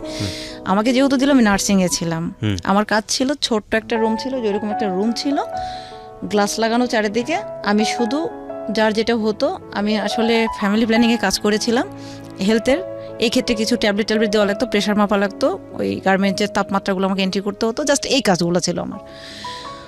পরে আমি ওকে বললাম যে এই অবস্থা ভালো না, সঙ্গে সঙ্গে আমি একটা ক্যাব ভাড়া করলাম, করে চাল 2 কেজি, মানে ডাল 2 কেজি থেকে 1 কেজি আলাদা করলাম, মানে সব আলাদা আলাদা করে নিয়ে নন্দিনী নামে অর্ধেক রেখে, অর্ধেকটা আমি নিয়ে আমি নন্দিনীকে বললাম, নন্দিনী আমার এখানে থাকা টাফ, কারণ আমি জানি যে রাতের মধ্যেই আমাকে কিডন্যাপ করবে, মানে তুলে নিয়ে যাবে, এইরকম একটা সিচুয়েশন আমাকে কয়েকজন একটু ইনফর্ম করলো। সঙ্গে সঙ্গে আমি চলে গেলাম আদাবরে আমার বান্ধবীর কাছে। আদাবরে যাওয়ার পরে তখন আমি যখন গার্মেন্টসে এখানে যখন ঢুকলাম, তখন একটা কিউসি একটা ছেলে পাবনার আমাকে পছন্দ করতে লাগলো। বলতে শুরু করলো, যে মেসেজ দিত যে তোমার বডি স্ট্রাকচারটা অনেক সুন্দর, কিন্তু তোমার চেহারা যেমনই হোক, যে কোনো ছেলেকে অ্যাট্রাক্ট করতে পারে। তা আমি বলছি যে এটা আমি জানি, এটা আপনাকে বলতে হবে না, আর এটা নিয়ে কোনো মাথা ঘামানোর দরকার নেই। এই বলে আমি চলে আসলাম। ওই ছেলেটা আমাকে রিয়েল পছন্দ করতো। পরে ছেলেটা আমাকে এসে পরে আমি বললাম, আমাকে ফোন দিল, কোথায়? আমি বললাম আমি আমার বান্ধবীর বাসা চাকরি ছেড়ে চলে এসেছি। তারপর ছেলেটা আমার সাথে দেখা করলো। এই ছেলেটা কিন্তু আমাকে আরেকটা বই কিনে দিল, মানে আমার একটা বই লাগতো। তখন আমার এই বাড়িয়ালি তখন কী করলো, আমার বান্ধবী তখন অফিসে, তখন সে বললো কি, তুমি তো সুইটিকে নিয়ে এসে রাখছো, সুইটি তো ভালো মেয়ে না, এই সে হাবি যাবে। তখন আমার বান্ধবী আমাকে বলতেছে যে আমি আইসা যেন তোরে না দেখি অফিসে, বাসায়, এইরকম একটা মানে আমাকে বললো। তখন আমি সঙ্গে সঙ্গে তাও বাসা ছাড়লাম না ছেড়ে আমি থাকলাম। পরে শাকিলকে ফোন দিলাম যে ভাই তুই আমার এখন একটা ব্যবস্থা নেই, আমার এখন আর থাকার কোনো জায়গা নেই। তখন বললো প্লিজ তুই একটু কর। তখন আমি ওই ছেলেটার নাম আমি নেভি, তখন আমি নেভিকে বললাম, নেভি যে কোনো মূল্যে তুমি আজকে রাতটা আমাকে কোথাও রাখতে পারবা? আমি তখন ভয় আর মাথার মধ্যে কাজ করলো না ভাইয়া, কারণ যেহেতু আমার বান্ধবী আমাকে বের করে দিল ওই বরিশালের মহিলার কথার উপর ডিপেন্ড করে। কারণ ও কিন্তু আমার একটা বই কিনে দিয়ে বলো ফার্ম গেটে, এই যে ইতে একটা তোফাজ্জল বুক হাউজে বইটা কিনে দেওয়ার পরে আমাকে বললো যে তুমি বই না বাসা। ছেলেটা খুবই ভালো, তখন আমাকে নিয়ে গেল। যে তখন আমি বললাম যে দেখো তুমি আমাকে আজকে রাতে যে কোনো মূল্যে তোমার কাছে আমার কাছে মানে একটা জায়গাতে রাখতেই হবে। তখন সে করলো কি, যে বাসাতে সে পেইং গেস্ট হিসেবে ছিল, সে ভাবিকে বললো ভাবি কিছু মনে না করলে আমার একটা ফ্রেন্ড আছে, ওকে একটা রাত রাখতে হবে। কোথায় সমস্যা নেই ভাই, তাহলে আপনার ভাই আপনার কাছে শোবে নি, ও আমার কাছে থাকবে। থাকলাম। আমি শাকিলকে বললাম শাকিল 24 ঘন্টার মধ্যে আমি হোস্টেল চাই। শাকিল তখন মণিপুরি পাড়ায় বিখ্যাত একটা হোস্টেল, নাম না বলি, হোস্টেলটাতে ও আমার ছিট দিল, 4700 টাকা দিয়ে আমাকে উঠাই দিল। শেষ, শাকিলের দায়িত্ব শেষ। ওঠানোর পরে তখন আমি রাজশাহীর একটা পরিচিত আঙ্কেল ছিল, ওনাকে আমি ফোন দিলাম যে আঙ্কেল আমি তো ঢাকায়, আমার একটা জবের দরকার। তখন উনি আমাকে পাঠাইলো ফৌজদার ফ্যাশন ওয়্যার, নাহার প্লাজা, আপনার ইস্টার্ন প্লাজার অপোজিটে। আমি গেলাম ইন্টারভিউ দিতে, আমি তো কিছু চিনি না। শাকিল ওর এলাকার, শাকিলের বাসা ছিল কিশোরগঞ্জে, ওর এলাকার একটা ছেলেকে বললো তুই যা তো সুইটিকে একটা ইন্টারভিউ দিয়ে। গেলাম, ইন্টারভিউ দিয়ে আসার পর চাকরিটা হয়ে গেল। ওনারা আমাকে রিসেপশনের কথা বলে পরে আমাকে সেলস অ্যান্ড মার্কেটিংয়ে দিল। মিরপুর 10, 14 আপনার হচ্ছে Dhanmondi, Mohammadpur, Nurjahan road, Jahangir road, Aurangzeb road, Gulshan, Banani, সব জায়গাতে আমাকে মার্কেটিং করতে হতো। স্যালারি ধরলো 5,500 টাকা। সকালবেলা ঘুম থেকে করতাম, ফজরের নামাজ পড়তাম, বুয়া শুধু ভাত দিত, তরকারি রান্না করতাম, গোসল করতাম, খাইতাম, রেডি হইতাম, চলে যেতাম অফিসে, অফিস শেষ করতাম, বাসায় আসতাম, ড্রেস চেঞ্জ করতাম, কম্পিউটার কোচিংয়ে যেতাম, কোচিং শেষ করতাম, বাসায় আসতাম, পড়তাম, পরীক্ষা পাচ্ছে, সরাসরি স্যারকে বলতাম স্যার আমার পরীক্ষা পাচ্ছে। কোথায়? আমার রাজশাহীতে। তখন এখান থেকে সরাসরি অফিস শেষ করে রাত 12টার গাড়িতে হানিফের কাউন্টারে একটা বড় ভাই আছে, ওনাকে বলা ছিল ভাইয়া ফোন দিলাম, ভাইয়া একটা টিকিট লাগবে। কয়টায়? 12টায়। 12টা টিকিট করে রাখলো, সোজা চলে গেলাম কাউন্টারে গিয়ে উঠলাম, ভোর 4:30 5টায় আমাকে পুঠিয়াতে নামিয়ে দিল, আমার বাসা থেকে 20 কিলো দূরে। 5টার সময় যাওয়ার দিন দুপুরে আমার এখানে ছিনতাই হয়, ওখানে বসে থেকে 6 কাপ 7 কাপ চা, আমি যদিও চা খাই না, খেতাম ঘুমটা তাড়ানোর জন্য, টাইম কাটানোর জন্য। তারপর ওখানে সবাই আমাকে চেনে, তারপর অটো টটো ঠিক করে দিত, বাসায় যেতাম, বাসায় যে একটা ঘুম দিতাম গোসল দিয়ে, ঘুম থেকে উঠে পড়তে বসতাম, সারা রাত পড়তাম, সকালবেলা পরীক্ষা দিয়ে আবার ঢাকায় চলে আসতাম। এইভাবে আমি পরীক্ষা দিলাম, দেওয়ার পরে আমি হায়ার সেকেন্ড ক্লাস পেলাম 675 নাম্বার নিয়ে ডিগ্রিতে 2010 সালে। যেহেতু তত্ত্বাবধায়ক সরকার করছিল, আমি সেশন জোটে পড়েছিলাম, 2010 সালে আমার রেজাল্ট হলো 8-এর জায়গায় 10। পরে হোস্টেলে কিছু বড় আপু থাকলো, থাকার পরে এভাবে চলতে চলতে আমি স্ট্রাগল করতেছি। এরপর বাবা মা কোনোদিন পরীক্ষার হলে ঢুকছে জিজ্ঞেসও করে নাই যে তুমি কি পরীক্ষা হচ্ছে। আমি পরীক্ষার হল থেকে বেরিয়ে বলতাম আজকে আমার পরীক্ষা ছিল, পরীক্ষা কিসের পরীক্ষা দাও তুমি কেন যোগাযোগ করো আমাদের সাথে। 6 মাস বাসায় গেলাম না। এই বাইরে কাজ করতেন গার্মেন্টসে? গার্মেন্টসে না, তখন তো এখানে যে চাকরি করতাম। আচ্ছা, মানে যা কখনো করেছেন যেখানে যা পারছি ভাইয়া। পেয়েছেন? হ্যাঁ, আমি ঢাকায় স্টক এক্সচেঞ্জে কম্পিউটারে কাজ করেছি ভাইয়া, ফাইলগুলো ফুট আপ দেওয়া লাগতো, সেটা করছি। আমি যখন যেখানে চাকরি পাইছি টিউশনই করছি। মানে বাড়ি থেকেও চাচ্ছিল না আপনি বাড়িতে ফেরেন? না, ইভেন আরেকটা কথা বলতো, আমার বাসা থেকে তো কখনো আমাকে টাকা দেয়নি পড়ার জন্য, দেয়নি। পরে আমি এখন হোস্টেলে উঠলাম, এর মধ্যে 2010 সালে 11 সালের আমি একটা জব নিলাম। উনি এখন জার্মানিতে আছে, উনি আমাকে জার্মানিতে নিতে চাইছে, কিন্তু আমি যাব না, ওনারা প্রফেশনাল। যাই হোক, আমাকে নিতে চাইলো। আমি মিরপুরে একটা জিকু নন জিএমও ফুড কোম্পানিতে আমি চাকরি নিলাম অ্যাকাউন্টস অফিসার হিসেবে। এই লোকটা আমাকে আটকায় দিল, বিয়ে করবে আমাকে আটকায় দিল। 1 মাস জব না করতে উনি আমাকে আটকায় দিল, আজকে আপনাকে বিয়ে করা হবে, আপনি যাইতে পারবেন না। তাই আমি বলছি আল্লাহ, তখন আমি বুদ্ধি করলাম, আমি বলছি আল্লাহ এইভাবে বিয়ে হয়? চলে। ও আলটিমেটলি আপনার ব্যাকগ্রাউন্ডটা জানতো, নইলে তো এই সাহসটা পাওয়ার কথা না। হ্যাঁ, ব্যাকগ্রাউন্ড মানে আপু বলে দিয়েছে, কারণ হোস্টেলে বড় আপু যাকে মানি তাকে তো অবশ্যই অনেক কিছু বলতে হয়েছে। উনি আমাকে বিয়ে করবে, তখন আমি বললাম যে ঠিক আছে, বিয়ে যখন করবেন তাহলে এইভাবে কি বিয়ে করলে হয়, চলেন আমরা যাই। তখন আমি ব্রেন খাটালাম, আমরা সবাই মিলে 2জন মিলে যাইয়া কেনাকাটা করে ভালো করে একটা কমিউনিটি সেন্টারে বিয়ে করবো, এই বলে ওনাকে আমি একটা পাম দিলাম, দিয়ে বের হলাম। হয়ে যখন আমার মিরপুর 12 থেকে ডিওসিস ওখান থেকে যখন বের হয়ে গাড়িটা সোজা চন্দ্রিমার সামনে আসলো, তখন আমি বলি শুয়োরের বাচ্চা তুই আমাকে বিয়ে করবে, তোর বিয়ে এখন ঢোকাবো আমি, এই বলে থাপ্পড় একটা মারি আমি চলে আসছি। পুরো অফিসের চাবি কিন্তু আমার হাতে। এর মধ্যে আমি কি করছি, উনি যেহেতু বিয়ে করতে চাইছে, এর মধ্যে আমার স্যার, ফিজিক্সের স্যার এবং আমার বাবাকে আমি পাঠিয়ে দিয়েছি রংপুরে। ওনার ব্যাকগ্রাউন্ডটা খুঁজে আসেন। উনি 2 বাচ্চার বাবা, বউ আছে, ওনার উপর মামলা হয়েছিল, উনি আর্মিতে চাকরি করতেন, ব্যাকগ্রাউন্ড সব জেনে আসছে। আমি কিচ্ছু বলিনি, সব জেনে চুপচাপ আসছি। পরের দিন উনি ফোন দিয়েছে, ম্যাডাম কোথায়? ফোন বন্ধ করে রাখছি, হোস্টেলে আসতে অফিস থেকে ডাকছে, নামছি, বলুন। বলছে যে আমি যে দাঁড়া। তখন আমার ভাষাটা খুবই খারাপ, আমি খুব বিশ্রীভাবে বললাম, সব কটারে ফোন দিলাম অফিস স্টাফকে, সব কটারে নিয়ে চন্দ্রিমাতে বসলাম। আচ্ছা, এই তুই আমাকে বিয়ে করবি না? তোর ব্যাকগ্রাউন্ডটা এখন বলি সবাইকে বলার পর বলবে এই তোর বউ স্টিল নাও এখন এখানে আছে আগারকাতে, তুই গতকালকে রাত্রে কই ছিলি? শেরে বাংলা থানাতে ছিলি, পাওনাদারেরা তোকে ধরে নিয়ে জাহাজতে পড়ছে, তোর লজ্জা করে না?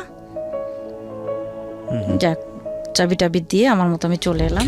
এখানে একটা বিষয় খেয়াল রাখার মতো, প্রিয় শ্রোতা, আপনি যেই ভদ্রমহিলার গল্প আজকে শুনছেন, এই ভদ্রমহিলা আমাদের সমাজের 8-10টা ভদ্রমহিলা বা 8-10টা মানুষের মতো নয়, 8-10টা মেয়ের মতো নয়। এখানে যে জিনিসটা ওনার ছোটবেলা থেকেই ছিল, আমরা সাধারণত যেটা দেখে থাকি আমাদের পুরুষতান্ত্রিক সমাজে, যে মেয়েরা অনেক বেশি অবদমিত এবং অনেকেই সেটা মুখ বন্ধ করে মেনে নিয়ে সংসার করে যাচ্ছেন কিংবা অন্য যে কোনো অবস্থায় মানিয়ে নিচ্ছেন। কিন্তু উনি ছোটবেলা থেকেই প্রতিবাদী ছিলেন, ছোটবেলা থেকেই নিজেকে মানুষ হিসেবে ট্রিট করেছেন, না পুরুষ না ছেলে না মেয়ে। এবং এই জায়গাটিতে উনি কখনো কারোর সাথে অন্যায়ভাবে কম্প্রোমাইজ করেননি।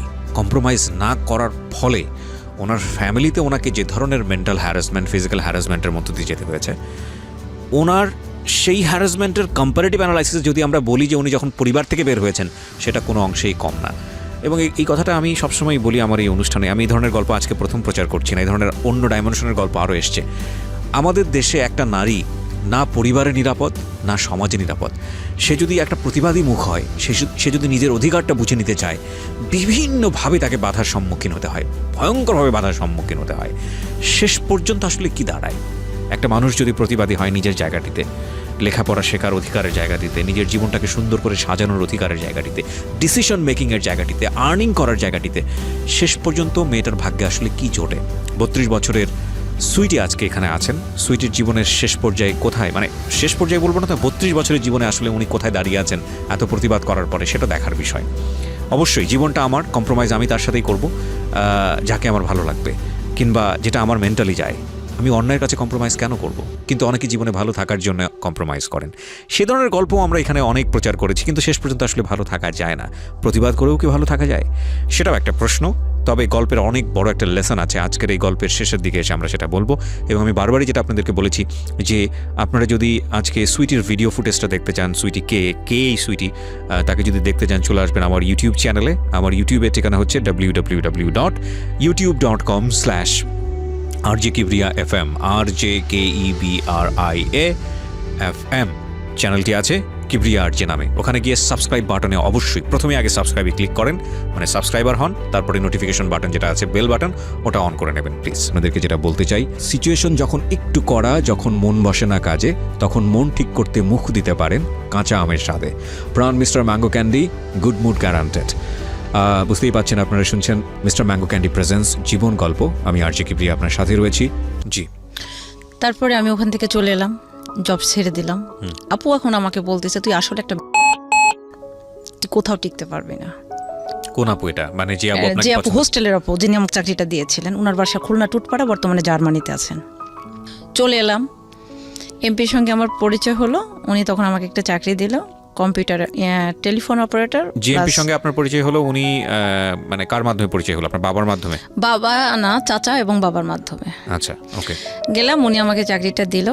আমি ইন্টারভিউ নিল, আমি ওনাকে বললাম, ওনার পরে যে লোকটা ছিল উনি ইন্টারভিউটা নিল, নেওয়ার পরে উনি আমাকে ইংলিশে প্রশ্ন করলো। তো আমি তো ইংলিশের তেমন কিছু জানি না, পরে আমি অনেকটাই করেছি, রিকভার করেছি। পরে রাজনৈতিক ক্ষেত্রে দেখা গেল যে ইলেকশনে দাঁড়ালো, আমাদের এলাকা থেকে বহুজন টাকা তুলে তুলে খায়, কিন্তু কেউ বিদ্যুতের লাইন করে দিতে পারেনি। পরে আমি আজমপুর, এটা মানে ওয়াবদা না পল্লী বিদ্যুৎ, যাই হোক, আমি ওনার চেয়ারম্যানের সঙ্গে আমি বসুন্ধরা সিটিতে, স্কয়ার হসপিটালে ওনার সঙ্গে, ওনার ছেলে অসুস্থ ছিল, আমি আর আমার বাবা দেখা করে ওনার সাথে 2,78,000 টাকা দিয়ে আমি 48টা মিটার কিনে নিয়ে যে আমি অত্র এলাকায় বিদ্যুতায়নটা করে দিয়েছি, আমি নিজে এবং আমার বাবা। এবং এটাতে আমাকে অ্যাপ্রুভ দিয়েছিলেন, ডিও লেটারটা দিয়েছিলেন এমপি। পরে আমি বিদ্যুতায়নও হলো, ওনার ভাই বিদ্যুতের ইয়ে থেকে দাঁড়ালো ভোটে, আমার বাবা দাঁড়ালো, আমার বাবা নমিনেশন পালো, ওনার ভাইটা পেলো না, যার ফলে চাকরিটা আমি করতে পারলাম না। আপনি বুঝতে পেরেছেন, চাকরিটা করতে পারলাম না, কারণ পানিতে বাস করে জলেতে বাস করে তো কুমড়ের সাথে ঝগড়া করা যাবে না। চাকরিটা ছেড়ে চলে এলাম। আসার পরে আমার চাকরি হলো নাহার প্লাজাতে। আমার স্যার, ম্যাডাম হচ্ছে ম্যানেজার ছিল, উনি হচ্ছে বরিশালে, উনি শুক্রবারে অফিস করতেন, শনিবারে করতেন না। আর আমি শুক্রবারে করতাম না, শনিবারে করতাম। কিন্তু শনিবারে অফিস করার পরে উনি আমাকে, ম্যাডাম যখন থাকতো উনি আমাকে আপনি বলতেন, ম্যাডাম যখন থাকতো না উনি আমাকে তুমি বলতেন। এবং আমি যখন কম্পিউটারে কাজ করি, উনি পিছন থেকে এসে আমার হাতের পড়াতে যায়, তখন আমি উঠে দাঁড়ায় বলছি, স্যার সরি, আপনি এভাবে আমার হাতের উপর হাত রাখতে পারেন না। পরে এভাবে তো আসে, ওই দিনটা চলে গেছে, আমি চলে আসছি। পরের দিনে আমি যাই দেখি গ্লাসের মধ্যে ওনারা দুজনে, বুঝতে পারছেন ভাইয়া, দেখছি যখন, তখন আমি উপরে এসে বসছি। বসার পরে উনি বলছে, কি ব্যাপার মেয়ে, তুমি কাজ করছো না? আমি বলছি, স্যার আমি কাজ করবো না, আমি চাকরিটা ছেড়ে দেবো। কেন? আমি বলছি, আপনারা নষ্টামি করতেছেন, এটা অফিস না, আমি চাকরিটা করবো না। তখন আমাকে বলতেছে কি, এই মেয়ে তুমি কি বলতে চাও, চাকরি ছাড়ার একটা সিস্টেম আছে না? আমি বলছি, আপনি কোনো সিস্টেম রাখছেন? আপনার কথা ছিল আপনার আমি অ্যাকাউন্টস ডিপার্টমেন্ট দেখবো, আপনি আমাকে অ্যাকাউন্টস দেখান, আপনি আমাকে মার্কেটিং করান, আপনি আমাকে সেলস করান, আপনি আমাকে রিসিপশন করান, আমাকে মক্কেল পাইছেন? আমি চাকরি করবো না, চলে যাবো। কয় বেতন তুমি পাবো না। আমি যে বেতন আপনি 24 ঘন্টার মধ্যে দেবেন না 24 মিনিটের মধ্যে দেবেন ডিসাইড করেন আপনি। আমি চলে গেলাম। এটা গেল আমার চাকরির সূত্র। আমি তখন আমার দুলা ভাই, আমার মেজো ভাইয়ের টাকা নিয়েছে একজন, সে টাকাটা দেয়নি, এটা নিয়ে সে গ্যাঞ্জাম করছে। এটা নিয়ে এলাকায় কিছু হিরোইনসি এবং কিছু নেতারা আছে, তারা নিয়ে গ্যাঞ্জাম বাঁধাইছে। মেজো ভাইকে পুলিশের মানে খুঁজছে। এর মধ্যে আম্মা ফোন দিয়ে কান্নাকাটি শুরু করে দিয়েছে। 6 মাসের মধ্যে কিন্তু আমি বাসায় যাইনি। ফোন দিয়ে কান্নাকাটি করছে যে এই ঘটনা। তাই আমি বলছি যে যারা এই গ্যাঞ্জামটা বাঁধাচ্ছে তারা তো দোলা ভাইয়ের ক্লোজ।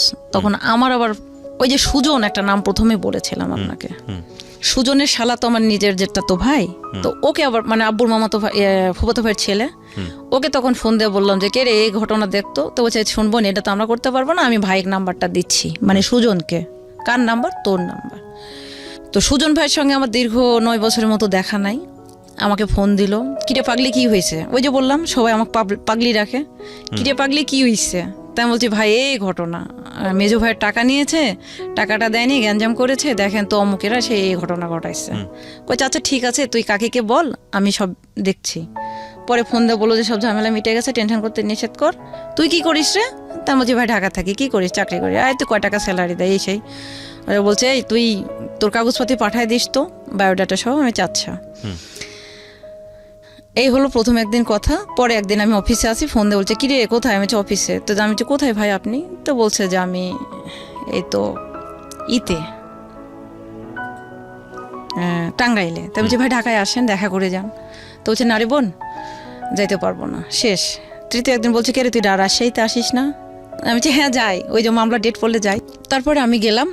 তো বলছে কই থাকিস? আমি যে ওখানে যাই, সকালবেলা যা নামি কেস যায় আঙ্কেলের মেয়ের কাছে ঘুমাই, তারপরে বেলা হয় আঙ্কেলের, আমি কোর্টে যাই, কোর্টের কাজ শেষ করে আমি আবার আঙ্কেলের বাসা থেকে ব্যাগট্যাগ নিয়ে আবার সোজা ঢাকায় চলে আসি। কেন? আরে আমি তোর দোলা ভাই এখানে থাকি, এই সেই। তাই বলছি না ভাই, আপনারা বড় লোক মানুষ, আর আপনার চরিত্র ভালো না। আসলে ওনার চরিত্রটা ভালো না। তো আমি বলছি যে তখন আমাকে বলতেছে যে কাকের মাংস কাক খায় না, তুই তো আমার নিজের রক্ত। আমি বলছি ভাই কাকও কাকের মাংস খায় যখন ক্ষুধায় পড়ে, অতএব আমি আপনাদের সামনে যাব না। যাই হোক, এই কথা বলার পরে আমার হচ্ছে ভাই এখন বলি ডিসেম্বরের 8 তারিখে কেসের ডেট পড়লো। আমার অফিসে বলে আমি 6 তারিখে ছুটি নিলাম, যে তাহলে আমি যে একদিন মায়ের কাছে থাকতে পারবো। এর মধ্যে আমার আম্মার কিন্তু অপারেশনে হয়ে গেছে, হচ্ছে পিত্তস্থলীর পাথর অপারেশন হয়েছে, তারপরও কিন্তু আমি যাইনি। পরে আমি চলে গেলাম। যাওয়ার পরে এটা কিন্তু 2011 সালের ডিসেম্বর মাসের 6 তারিখ। তখন আমি ভোর 6টার গাড়িতে রওনা দিলাম। 6টার গাড়িতে না 10টার গাড়িতে রওনা দিয়ে যাই হোক আমি রাজশাহীতে নামবো। বেলা চলে গেল, রোডে যেহেতু জ্যাম থাকে চন্দ্রা থেকে ওই সাইডে, জ্যামে নেমে গেলাম। যাওয়ার পর দেখি আমার দুলা ভাই বলতে তুই আমি না ভাই আমি বিনোদপুরেই নামবো, আমি আপনার সামনে যাব না। কাজে এই পাগলি আয় তোর। আমি ছোটোবেলা থেকে আদর করতো, কারণ আমি তো খুব ছোটো থাকতে ওনার বিয়ে করছে। পরে গেলাম, বলছে একটা কফি খেয়ে যাবো নাই? তা গেলাম, যে দেখি যে উনি প্রিন্স কোট পরে একটা ব্যাগ নিয়ে এসে নেমে আমার ব্যাগ ধরেছে। যখন জিনিসটা ধরছে, কারণ আমি জানি ওনার বাজারে ব্যাগ ওনার অফিসে ওনার লোকজন টানে, কারণ ওনার নিজস্ব অফিস আছে। তো উনি যখন আমার ব্যাগটা ধরছে তখন আমার মাথার মধ্যে একটু হিংস দিচ্ছে, কারণ আমার সিক্স সেন্সটা কাজ করে বেশি, যে ওনার উদ্দেশ্য ভালো নাই। তখন ওনার ম্যানেজার আমি মিলে নিউ মার্কেটের আসি, নিউ মার্কেটে যাই একটা কফি খেলাম, একটা বার্গার খেলাম। খাওয়ার পর বলছি ভাই আমি চলে যাব, আঙ্কেলকে ফোন দেওয়া আছে, আমি ওনার বাসায় যে থাকবো, সকালবেলা কেচের হাজরাটা দিব, বাসায় যাব। বলছে না আমার বাসায় এখানে থাকতে তুই কেন যাবি? তা আমি বলছি আপনার বাসা কোথায়? আমি তো শুধু আপাকে চিনি আর ওনার মেয়েকে চিনি, ছেলেটাকেও দেখি নাই, ছেলেটা পড়ে হয়েছে। তো বলছে চল বাসায় যে। উনি নিয়ে গেছে আমাকে অন্য একটা বাসায়। যেই না এরকম গেটটা পারে আমি ঢুকছি, ওই মহিলা উঠে বলে কি, আমি একটা কথা বলে দিই ভাইয়া, এটা কিন্তু মানুষের সচেতন করার মতো। ঢাকা বলেন, রাজশাহী বলেন, বাংলাদেশের বিভিন্ন শহরে বলেন, এমন এমন লোক আছে যারা ফ্ল্যাট ভাড়া করে নিয়ে এই লোকদের দিয়ে দেহ ব্যবসা করায়। তো আমাকে রুমে নেওয়ার পরে আমি যখন বাসার মধ্যে ঢুকছি তখন বলছে ভাইয়া অনেকদিন পর ভাবিক নিয়ে আসলেন। আমি তো পুরো থক হয়ে গেলাম, কি ব্যাপার? আমি তো ওনার ভাবি না, আমি ওনার শালি, নট অনলি শালি, আমি ওনার ছোট বোন, কিন্তু আমাকে ভাবি বললো কেন? তখন আমি ডাইরেক্ট রুমের মধ্যে দোলা ভাই এটা কি বলতেছে? তখন বলছে চুপ থাক। আমি ড্রেস চেঞ্জ করলাম, করার পরে খাইতে দিল। তাই আমি বলছি ভাই আমি এখানে থাকবো না, আমাকে তাড়াতাড়ি আপনার বাসায় নিয়ে চলেন, আর নয়তো আপনি আমাকে গাড়ি সিএনজি ঠিক করে দেন, আমি বাসায় চলে যাব। কারণ রাজশাহী শহর থেকে আমার বাসা 47 50 কিলো। তা না ওকে বলতেছে কি তোর মতো তুই চুপ করে থাক, চেলাচেলি করিস না, তোরও সম্মান যাবে, তোর বাবাকেও সবাই চেনে, আমাকেও সবাই চেনে। সারা রাত আমাকে ধস্তাধস্তি করলো ভাইয়া, কোনো মতেই না। তবে আমি উঠছি সকালে, সারা রাত জার্নি করেছি, এই সেই। অবশ্যই টায়ার্ড হওয়াটা স্বাভাবিক, সারাটা রাত কেটে গেছে, ফজরের নামাজও হয়ে গেছে। উনি আমাকে জোর করে, যাই হোক বুঝতে পারলেন, ইট ওয়াজ রেপ। হ্যাঁ আমাকে রেপ করলো। পরে আমি এখন ওনাকে বললাম যে দুলা ভাই আপনি কাজটা কিন্তু ঠিক করলেন না। তারপর আমি ওনাকে জোরহাত করে বললাম, আপনি আমার বড় দুলা ভাই, আপনাকে আমি সম্মান করি। এই ঘটনা আল্লাহ, আমি আর আপনি ছাড়া কেউ জানে না। আজকে এখানে ক্লোজ করেন। আমি একটা ধর্মভীরু মেয়ে, আমি 5 ওয়াক্ত নামাজ পড়ি, কোরআন পড়ি, আমি তাহাজ্জুদ পড়ি। এখানেই ক্লোজ করেন। জীবনে শেষ দিন পর্যন্ত আপনার আর আমার মধ্যে থাকবে, আল্লাহ হয়তো ক্ষমা করবে, মাপ চেয়ে নেব। আর কোনো দিন এই ঘটনাটা ঘটায়েন না, আমার মতো আমি চলে যাই। সে আমাকে আটকায় দিল। এত পরিমাণ ব্লিডিং হলো, তার ম্যানেজারকে ফোন দিল, ওষুধ নিয়ে আসলো, আমাকে খাওয়াইলো, সেদিনও রাখলো। সেম 8 তারিখে আমি কেসের হাজরা দিলাম। উনি আগে সিএনজি ব্যাগ ট্যাগ নিয়ে যে সিএনজি রেডি করে রাখছে আমার সাইড ব্যাগের মধ্যে। 8,000 টাকার একটা বান্ডিল দিল। আমি বলছি, আপনি কি আমাকে দেহ ব্যবসা শুরু করাইলেন? ভালোবাসা কি জিনিস, মানুষকে ভালোবাসতে হলে কি করতে হয়, কিভাবে কি করতে হয়, কেমন করতে হয়, এটা আমি জানি না। তবে আপনি যেটা করলেন এটা ঠিক করলেন না। আমি কিয়ামত পর্যন্ত আপনাকে ঠেকায় রাখলাম। তবে জীবনে কোনো দিন আর আমি ওই যে ফোন অফ করলাম, বাসায় এলাম, ফোন অফ, ঘুমাইলাম। আমার ফোনে মিস কল অ্যালার্ট করা ছিল 100, 150, 200 কল। ফোন খোলার সাথে সাথে, তুমি যদি ফোন আর একটা বার বন্ধ করো আমি তোমার বাসায় এসে হাজির হব। আমার বোনের ঘর, কি করব, ফোন খোলা রাখলাম। 8 তারিখ 9 তারিখে মাইক বললাম, মা আমি ঢাকায় যাব। কই তুমি আইলা কালকে, আজকে যাবা? হ্যাঁ আমি চলে যাব। বাসায় যে আমি থাকি না, ওই যে বাবা দেখতে পারে না, ভাই দেখতে পারে না, গেলে বাবা মারে, আবারও মার খায়, কথা বললে উত্তর দিলে মারে। কত ঈদ, কত দিন গেছে, জীবনে কোনো দিন একটা নতুন জামা পাইনি আমি। যাই হোক এগুলো কষ্ট আর মনে করি না। তখন চলে আসলাম। আমাকে বললো, তোর জন্য টিকিট কেটে রাখছি, তোমার জন্য টিকিট কেটে রাখছি, তুমি রাজশাহীতে এসে ট্রেনে চলে যাবে। আমি চিনি না, আমি পুঠিয়া যাবো, বাসের টিকিট করে, নাহলে নাটোরে যাবো, বাসের টিকিট করে চলে যাবো। তুই যদি এই কাজ করিস তাহলে এখনই আমি ট্রেনের নিচে মাথা দেবো। ওর বাসার সামনে রেল লাইন। এখন ওর সাথে যে ছেলেটা থাকে, ছেলেটা তখন আমার ফোন দিয়ে বলছে, আপু প্লিজ এই লোকটার মাথার ইয়ে নাই, আপনি তাড়াতাড়ি আসেন। হ্যাঁ দিব্যি দেখি এই ঘটনা। তারপরে ভাইয়া ঘুমের বড়ি খায়া পড়ে আসে। পরে গেলাম, উনি আবার নিয়ে গেল ওই ছেলেটার বাসায়। বলছে তোর টিকিট, আমাকে বললো কি তোর টিকিট তো 2টার সময়। আমি 1টার সময় চলে আসছি। বলছে তোর টিকিট তো 2টার সময় না, 4টার সময়। তো চল এখন যে ওই মাসুম বলে একটা ছেলে আছে, ওর বাসাতে ব্যাগ ট্যাগ রেখে রেস্ট নে, তারপরে আবার। বুঝতে পারছেন ভাইয়া? পরে আমি বলছি, দুলা ভাই আপনি যেটা করতেছেন এটা ঠিক করতেছেন না, আমি একটা মানুষ। পরে ভাই আমি ওখান থেকে চলে এলাম ঢাকায়। 3টা ফোন ছিল আমার কাছে, ভাইঙ্গে একবার চুরমার করে দিয়েছে চলে এলাম। নোকিয়া একটা ফোন ছিল, ওই ফোনটা জোড়া দিয়ে একটা নাম্বার সে পাইছে, সেটা হচ্ছে দিদি হোস্টেল। দিদি হোস্টেল মানে বুঝতে পারছে আমার হোস্টেলের দিদি। আমি ওনাকে, আমি আসিয়া তো শুয়ে আছি, ঘুমাচ্ছি। দিদি ফোন ধরলো, কে? হচ্ছে আমি ওর বড় ভাই বলতেছি বাসা থেকে, ওনাকে ফোন দেন। তখন দিদি এসে বলতেছে, সুইটি, উনি আমার কিউট ডাকতো, কিউট দেখ তোর ফোন আসছে। কে দিদি? তোর বাসা থেকে। আমি না দিদি ইম্পসিবল, আমার বাসার কেউ নাম্বার জানে না, আপনার ফোন দেবে কেউ না, ওটা ভুয়া, আপনি চলে যান। চলে গেছে। আবার ধরে বলছে, তুমি এখন এই মুহূর্তে ফোন না কিনলে আমি কিন্তু একের তোমার বাসায় যাব, আমি সম্পূর্ণ তছনছ করে হলাই দেব। তোমার বাবাকে আমি রোডে ফেলে দেব, তোমার ভাইকে আমি মার্ডার কেসের আসামি বানাবো, আর তোমার নামে এই যে যেগুলো করছি সব ভিডিও করছি আমি নেটে ছেড়ে দেব। কি করতে পারেন আপনি? তখন 10,000 টাকা সুন্দরবন কুরিয়ার সার্ভিসে কারওয়ান বাজার শাখায় পাঠাইলো। আমি নিয়ে ফোন তুললাম। ফোন তোলার পরে এই ফোন, একদিন আমি ফোন বন্ধ, আমি যে না আপনারা আমাকে কখনো ফোন দিবেন না, কোনো যোগাযোগ করেন। ফোন বন্ধ রাখছি, সে মরফিন তো ইঞ্জেকশন। আপনাকে যেগুলো ব্ল্যাকমেইল করছে, আপনি চাইলে তো ফোনে রেকর্ড করতে পারতেন। রেকর্ড করে লাভ নাই তো ভাইয়া, কারণ ওদের তো দাপট। আমি বলি, ওর বড় ভাই একটা মেয়ের সাথে সম্পর্ক করে বাচ্চা হয়েছে, সে বাচ্চা ডিএনএ টেস্ট করার পরে তার বাচ্চা, তারপরও তারা সম্পূর্ণ প্রমাণ লোপাট করে দুনিয়ার বুকে তারা বাহাদুরি করতেছে। এদের কাছে পারবেন না। তারপরে আমি ফোন তো তখন আমি রেকর্ড সিস্টেম আমি তো জানি না ভাই, আমি তো ফোনে ইউজ করতে পারি না। Exactly, that is the point. তারপরে আমি ভাইয়া চাকরিটা আমি তখন আমাকে চাকরি করতে দেবে না, চাকরিটা ছেড়ে দিল। পরে ভাই নকল কাগজপাতি বানায় এনেছে, হোস্টেলে দেখায় আমাকে হোস্টেল থেকে বার করলো, সে আমার বউ।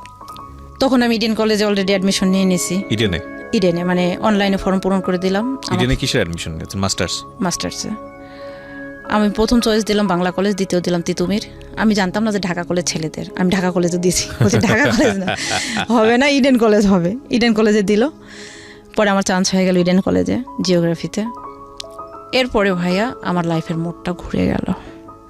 একটা মেয়ে, আমি সংক্ষিপ্ত নামটা বলি, রমা। ও এখন একটা কলেজের লেকচারার।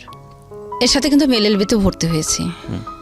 আমি 2 শিফটে, একটা হচ্ছে এখানে হচ্ছে বেলা 1:15 থেকে 3:30 পর্যন্ত ক্লাস ইডেনে, আর ওইখানে হচ্ছে লতে আবার হচ্ছে বিকেল 5:30 থেকে রাত 8:30 ক্লাস এলএলবিতে। হ্যাঁ, লর আর এই আপনি ইংলিশে দুটো পড়ছেন, আপনি খরচপাতি পেতেন কোথায়?